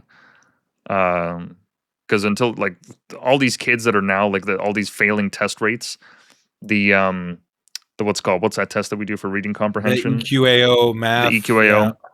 All those scores are just dramatically down compared to the years before. You know, social skills and all that. I mean, you think that the childbirth rate is low now? Wait till all those kids grow up and become adults. Let's see what happens to the childbirth rate then. But yeah, that's all I wanted to say just to finish it off. That energy that they tried to suppress, it's not going away. It's just going to get redirected to something else. And the longer we keep putting off these COVID trials, right, if I can even use that word, the further it's going to grow. So, yeah, fuck the government for what they did to us during COVID. That's what I wanted to say. Yeah, amen to that. Any final thoughts from you? No, because I'll go off and off about different aspects all friggin' night. It was just like we started with. It's the compounding misdirection, the compounding rules and conflicts and ruling, and it's all of a sudden you're not allowed to question. It's like what you said earlier is, oh, well, we were presented with COVID and some of us went left and some of us went right. Well, I would change that analogy to say some of us went just straight onwards and went along with, you know, everything government and the mainstream media was saying.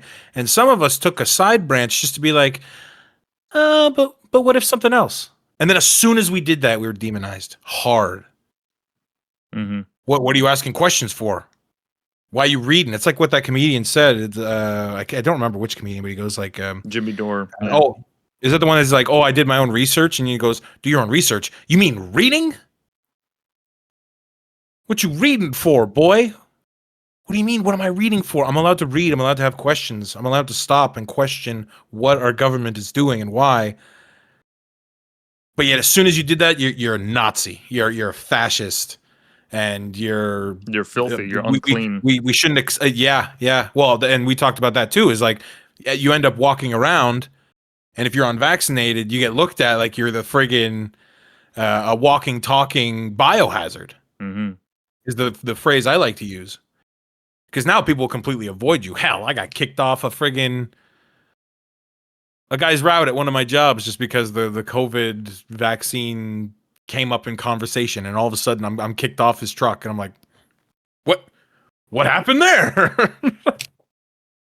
Yeah, you had to act And differently. it continues to bury you in those feelings of resentment and those conflicting emotions about other people now, and how to talk with them and discuss with them, and if this conversation's even worth bringing up anymore, which is even harder because, like you said, we can't choke this shit down.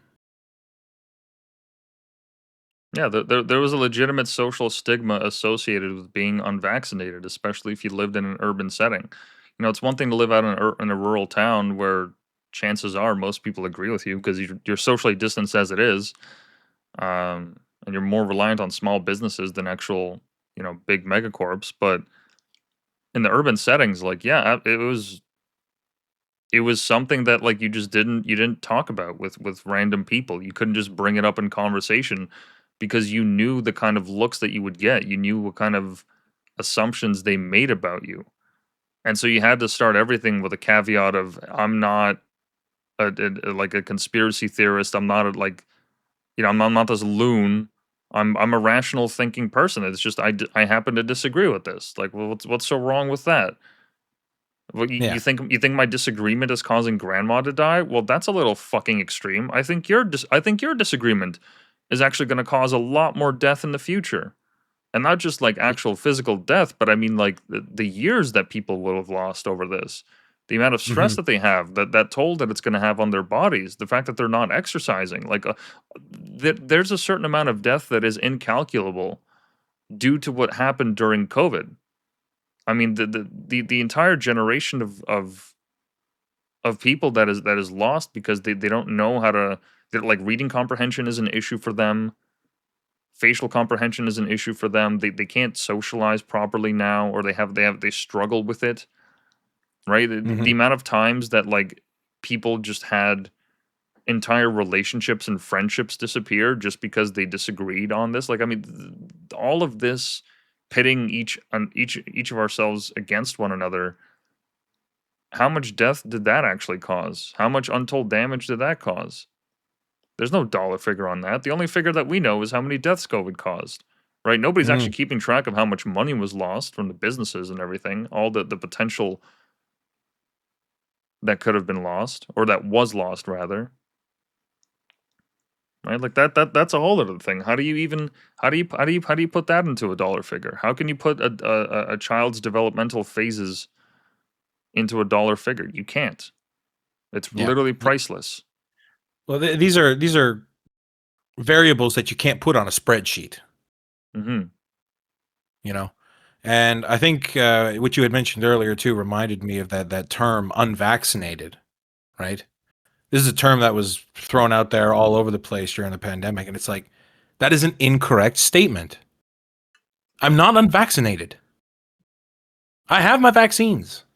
It's measles, mumps, rubella, all that jazz. I'm not unvaccinated. And the terminology is important. Because, I mean, hell, we should have honestly started the podcast off by saying, look, when we say vaccine, we don't mean a literal vaccine because we've already got problems with that definition. Well, COVID's not a vaccine. The vaccine against COVID wasn't even a vaccine. It's a gene therapy. Yes. It is not actually a vaccine. They changed the definition of vaccine to accommodate for it. But the COVID vaccine is not. And this isn't a conspiratorial point. When you get a vaccine, like that's it. It's one and done, and you're protected from the thing for life. That's it.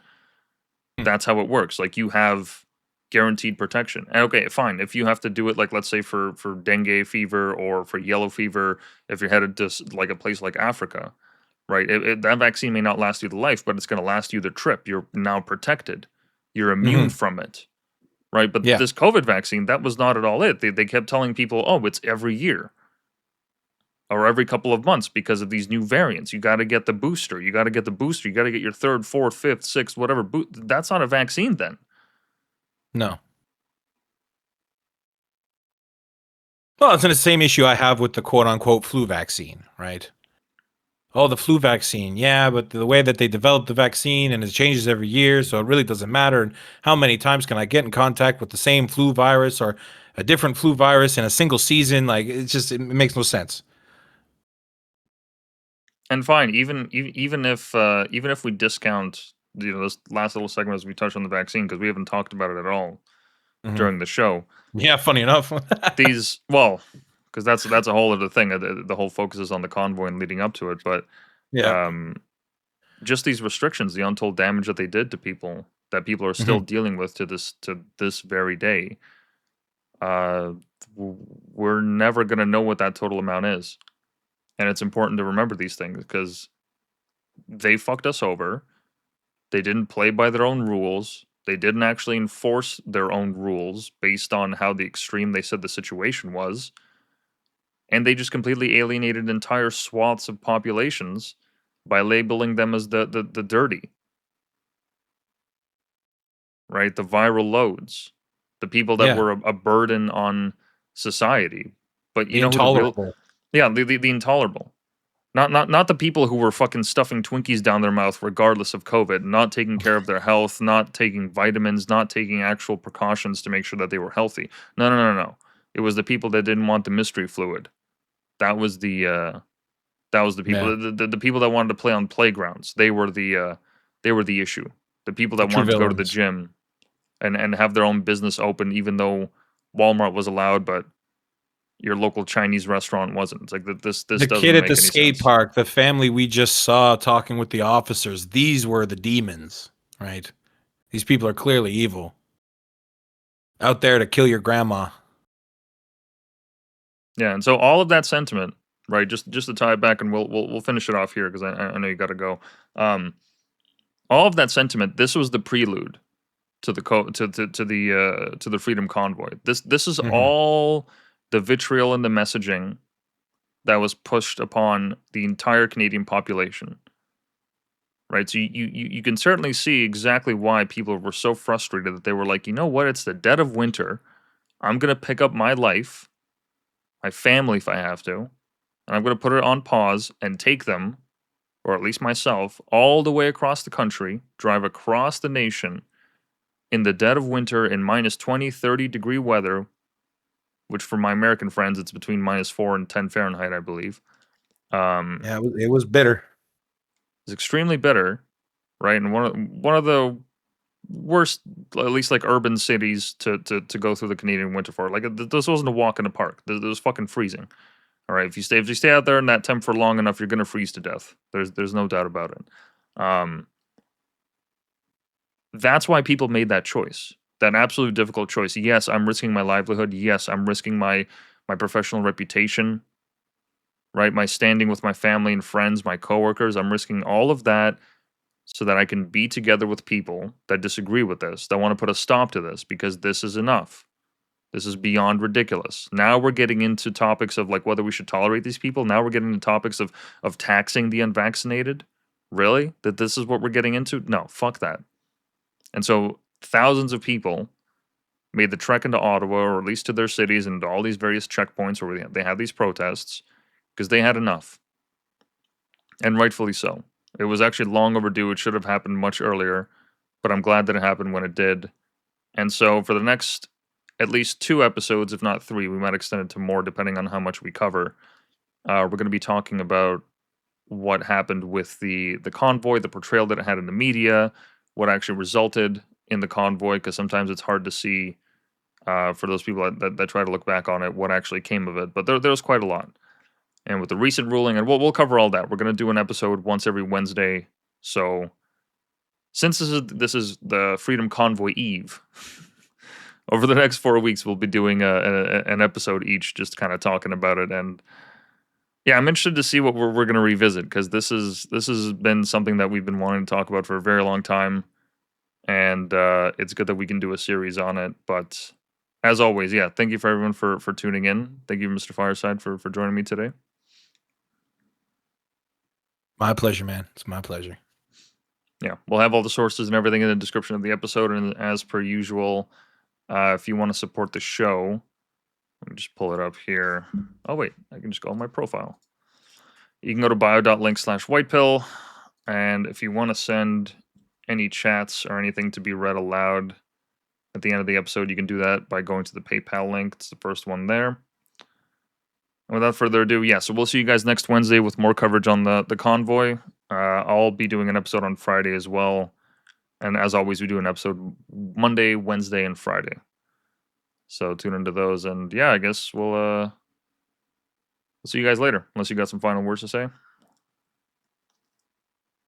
No, I think we pretty much exhausted this, at least for the moment. We're going to have a lot to talk about. I'm actually looking forward to the next couple episodes because, like you said, we've something we want to take a deep dive into, and I've got random sources stacked up somewhere. I'm also interested in revisiting what exactly happened because a bunch of these restrictions and events leading up to the convoy, and